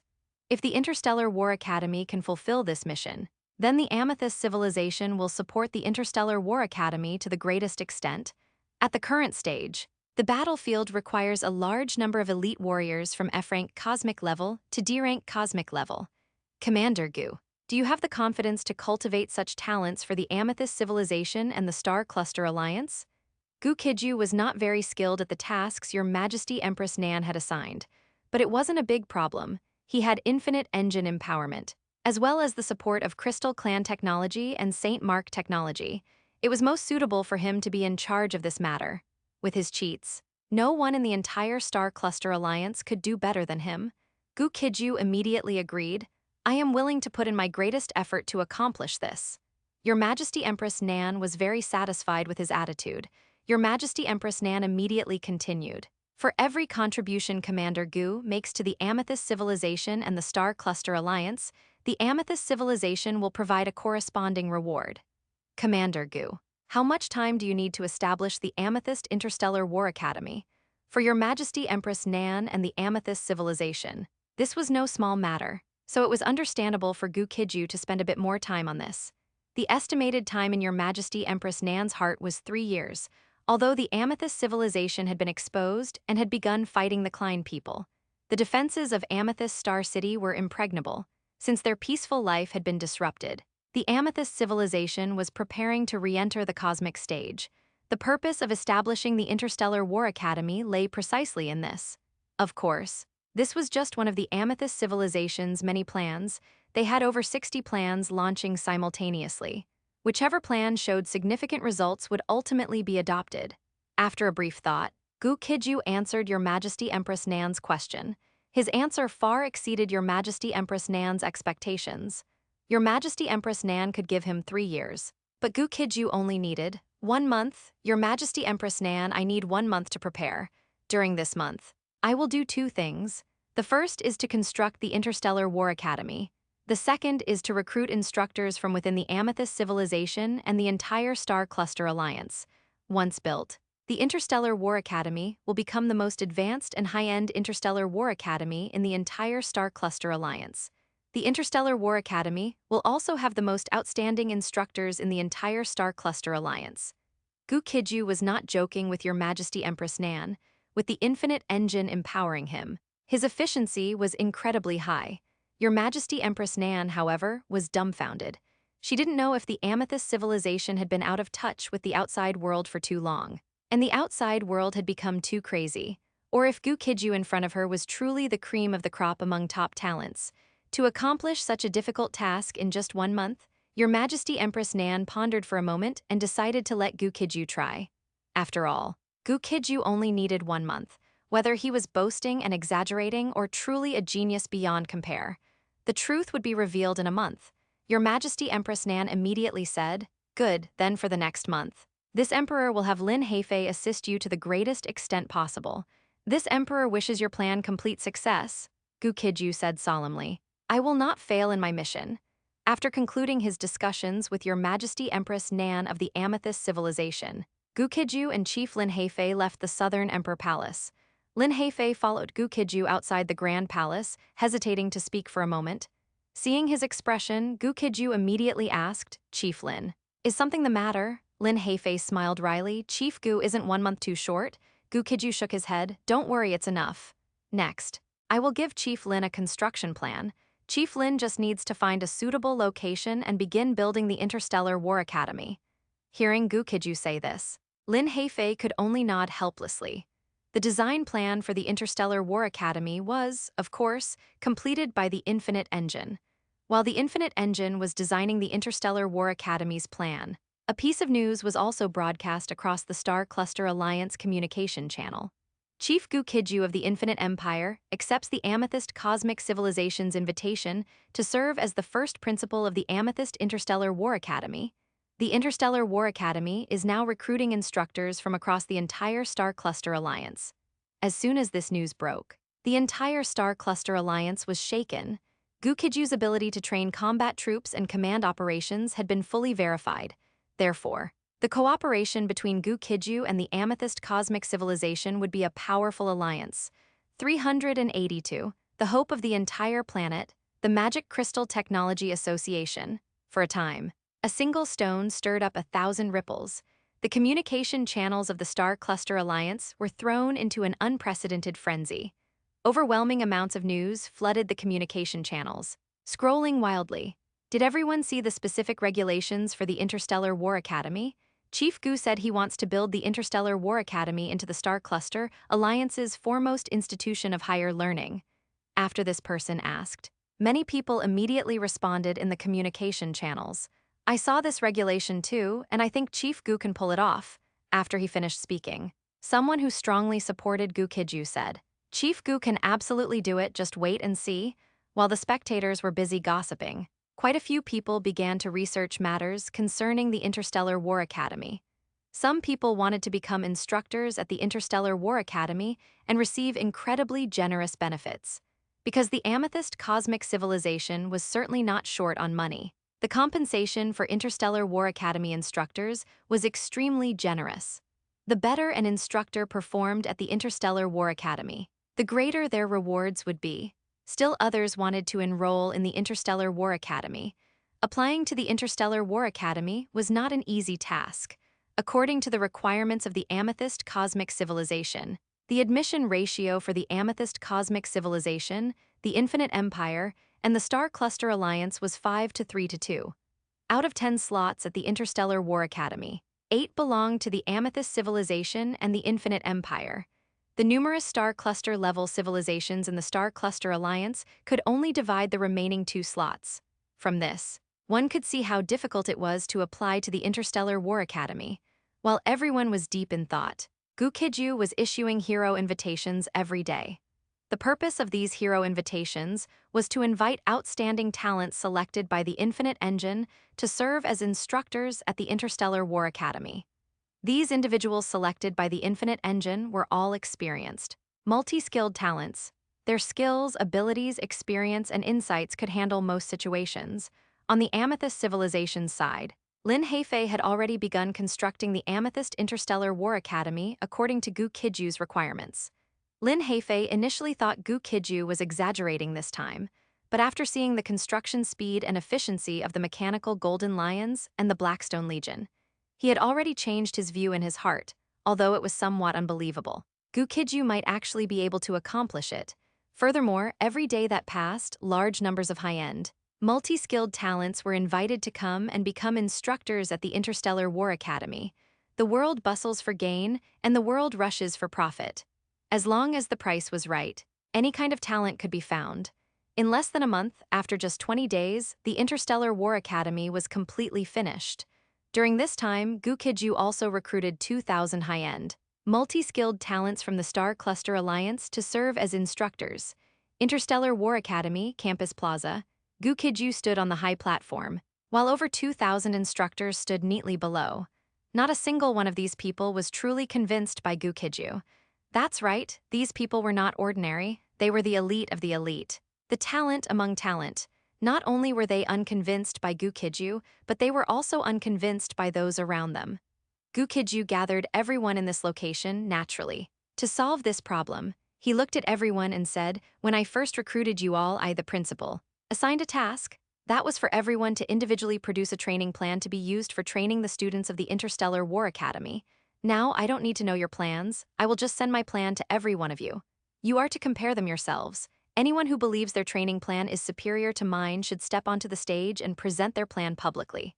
Upon hearing this, The more than 2,000 people below the stage were unconcerned. Every one of them had complete confidence in their own training outline. Although Gu Qijue was no ordinary person, they believed they were no worse than him when it came to training students. Everyone received Gu Qijue's training plan and began examining it closely. Many people were preparing to find faults in Gu Qijue's plan, even if their own plans weren't as good as his. Being able to point out his errors was a skill in itself. But after everyone carefully studied the proposal Gu Qijue presented, they were completely stunned. It proved that the human brain truly couldn't compete with a super brain like the Infinite Engine. This training plan, drafted by the Infinite Engine, was like Lu Buihui's Spring and Autumn Annals of Master Lu. Not a single word could be added or deleted. The more closely they analyzed the training plan, the more astonished everyone became at its thoroughness and heaven-defying nature. As long as one's foundation wasn't too poor, after undergoing this kind of training, they could also become a highly outstanding D-rank cosmic-level warrior. From that day forward, these 2,000-plus instructors from numerous star cluster-level civilizations were completely convinced, but Gu Qijue still assigned them a task to make certain modifications to the training plan he provided. This was so that every instructor could better utilize the training plan. These people were not ordinary individuals. After 3 to 5 days, almost everyone had successfully completed the task, and after a full month had passed, all intelligence related to the Interstellar War Academy was delivered before the Southern Emperor. The Southern Emperor read the report while listening to Lin Heifei explain it to her. A look of surprise couldn't help but appear on the Southern Emperor's cool, clear face. Gu Qijue truly deserved his reputation as the most outstanding rising star in the sea of stars in the universe. In just 1 month, he accomplished something that others might not be able to perfectly complete in 3 years. At this time, numerous pieces of news concerning the Interstellar War Academy were continuously disclosed. The Academy would enroll 100 million students each time, with each instructor responsible for 50,000 students. Lin Chang was the chief instructor of weapons training for the 800,000 instructors in Tokyo, so it was certainly no problem for these instructors to each be responsible for teaching 50,000 students. The current problem was that many people from the Amethyst Civilization, the Infinite Empire, and the Star Cluster Alliance all wanted to become first-term students at the War Academy. Especially in the Star Cluster Alliance, where over 80 Star Cluster-level civilizations were vying for a mere 20 million slots. The competition was incredibly fierce. On some planets, not a single person was admitted, despite the planet's vast size. If someone on a planet was admitted to the Interstellar War Academy, they would become the hope of the entire planet. While Gu Qijue was focusing on the Interstellar War Academy, he was also paying attention to another matter. This matter was the magic crystal technology of the Amethyst Cosmic Civilization. This was a technological branch whose situation was extremely awkward because its learning difficulty was too high. It was too profound and mysterious, and it had numerous limitations. The place where Gu Qijue was currently located was the Magic Crystal Technology General Assembly. The group of people around him were the Supreme Magisters of the Magic Crystal Technology General Assembly. They were the group of people who currently possess the best mastery of magic crystal technology within the Amethyst Cosmic Civilization. 383. Confidential Meeting, Equivalent Technology Transaction. The brilliant magic crystal technology once allowed the Amethyst Cosmic Civilization to become another universe-level civilization in this universe after the Stigma Civilization. However, the difficulty of learning magic crystal technology increased geometrically. The further one progressed, the higher the learning difficulty and the harder it was to master. During the Amethyst Civilization's heyday, they were in an invincible state. This led many citizens of the Amethyst Civilization not to diligently study magic crystal technology. Even after the Amethyst Civilization declined from its peak, it still remained a universe-level overlord. Even the already incredibly powerful god race at that time lacked the ability to challenge the Amethyst Civilization. When they sealed off the Amethyst Star Realm and began to enjoy peace, even fewer people were willing to diligently study magic crystal technology. After all, the universe has a final end, and the Amethyst Civilization had no ability to escape the current universe. Furthermore, the wealth they had accumulated was enough for them to live off their reserves until the universe's destruction. Since they could comfortably live until the day the universe was destroyed, there was naturally no need to work hard. After all, no matter how hard they tried, they could not reach the heights of the stigma civilization. After Gu Qijue came to the Magic Crystal Technology General Assembly for discussions, he gained a deeper understanding of magic crystal technology. In short, it was a technology with high learning difficulty and many usage restrictions. If the Amethyst civilization had redeveloped other technologies over these 5 billion years, magic crystal technology might have already been phased out. But the Amethyst civilization had no need to develop technology, so no one did it. Technology is not inevitable, and even civilization is not inevitable. Just like on some planets, bipedal apes can develop civilization and technology after millions of years of evolution. But dinosaurs, even after hundreds of millions of years, might not develop civilization and technology. The reason is also simple. Dinosaurs on a planet could eat whoever they wanted, fight whoever they wanted, and do whatever they wanted. Their entire species was in an invincible state on the surface for hundreds of millions of years, so naturally, there was no need to develop any technology or civilization. Although the Amethyst civilization failed to properly inherit and develop magic crystal technology, Gu Qijue was very interested in it. After analysis by the Infinite Engine, magic crystal technology was found to be very useful and could serve as a binder. It could bind together crystal clan technology, stigma technology, and other excellent technologies. Although this was a massive undertaking, the Infinite Engine was fully capable of achieving it. Such refined and purified technology could then become the exclusive technology of the Infinite Empire. Infinite technology, with these thoughts in mind, Gu Qijue began negotiations with the Supreme Archmage of the Magic Crystal Technology General Assembly. The head of the Magic Crystal Technology General Assembly had the compound surname Wenren and the given name Yingwei. Gu Qijue was very interested in magic crystal technology, and Wenren Yingwei was equally interested in external technology. After both parties were seated, Wenren Yingwei spoke first. Principal Gu. Magic crystal technology can be exchanged for external technology on an equivalent basis. We will be responsible for explaining magic crystal technology to Principal Gu, and Principal Gu can ask any questions he doesn't understand. Conversely, Principal Gu must provide us with information and corresponding guidance on external technology. In the past, when they were isolated, they naturally didn't need to learn external technology. Now, however, it was different. They needed to temporarily set aside magic crystal technology and study simpler external technologies. It wasn't that magic crystal technology was bad, but rather that its learning cost was too high and its learning difficulty too great. Without extremely high learning talent and patience, one might not master much magic crystal technology in a lifetime. External technologies, on the other hand, had very low learning curves and extremely wide applicability. After Wenren Yingwei spoke, the other Supreme Archmages of the Magic Crystal Technology General Assembly all turned their gazes to Gu Qijue. For everyone, Gu Qijue was an excellent partner for cooperation. Gu Qijue had already received the Southern Emperor's approval, and his Infinite Empire possessed very high-end technology. Most importantly, the Infinite Empire's power was not very strong. It was a nascent star cluster-level civilization. To the Amethyst civilization, the Infinite Empire was safe, and both the Infinite Empire and its head of the Infinite Empire, Gu Qijue, were within their control. Gu Qijue was unaware of Wenren Yingwei's many considerations, but he agreed to Wenren Yingwei's proposal. No problem. We can exchange various basic and mid to high-end technologies according to this agreement, on an equivalent basis. It wasn't that Gu Qijue lacked high-end and top-tier technologies to exchange with the Magic Crystal Technology General Assembly, rather, he didn't want to reveal them. Moreover, once basic and mid to high-end technologies were mastered, the remaining work could be entirely entrusted to the Infinite Engine. Wenren Yingwei nodded upon hearing Gu Qijue's words. Excellent, we have the same idea. So, how shall we begin the equivalent exchange of our technologies? Gu Qijue raised his hand and took out a crystal card, recording all the Infinite Empire's basic and mid to high-end technologies into it.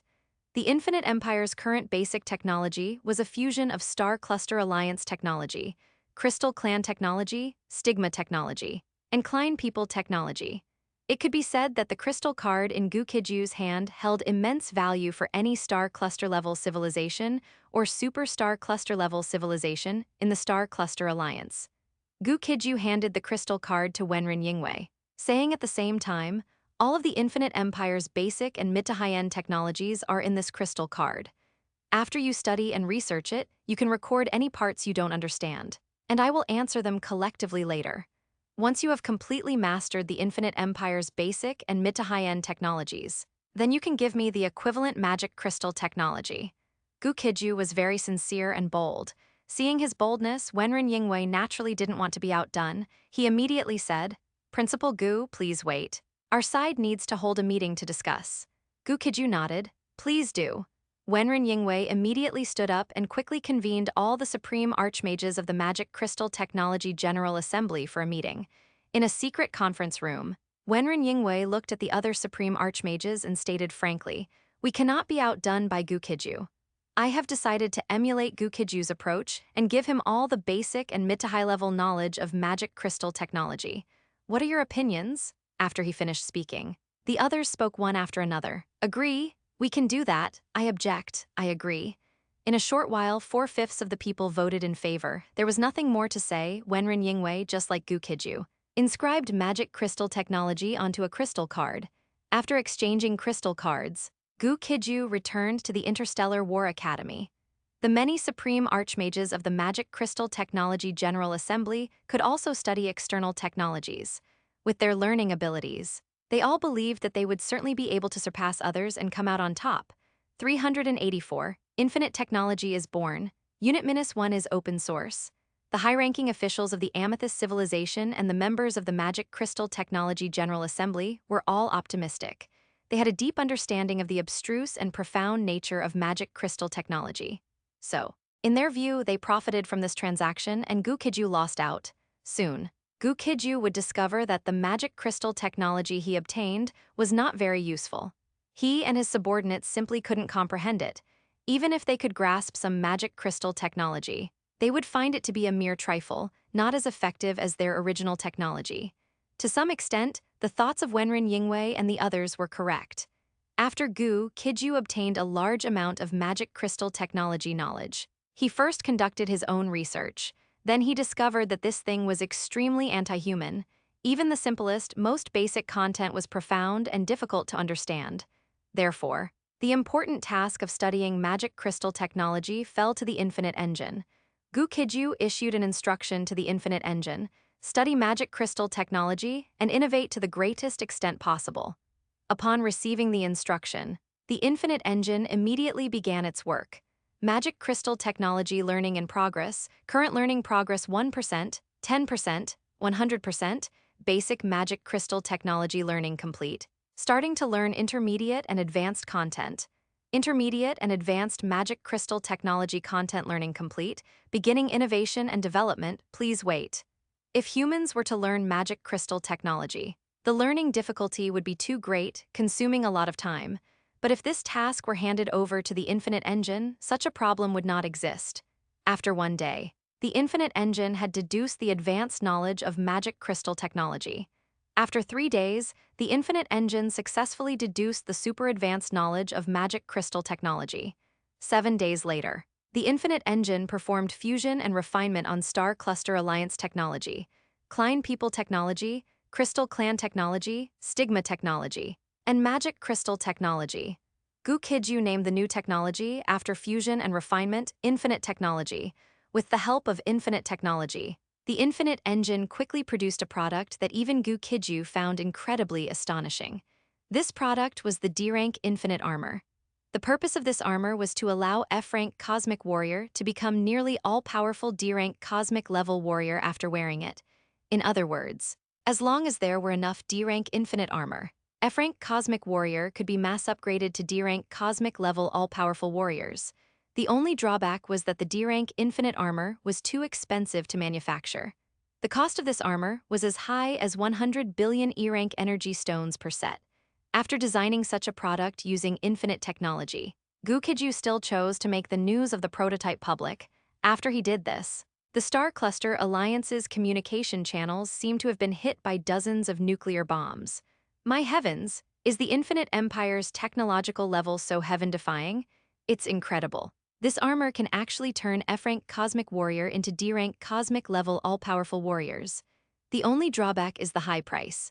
Otherwise, many F-Rank Cosmic Warrior might never be able to advance to D-Rank. But if they have D-Rank Infinite Armor, They can immediately possess the combat power of a D-rank cosmic level peak.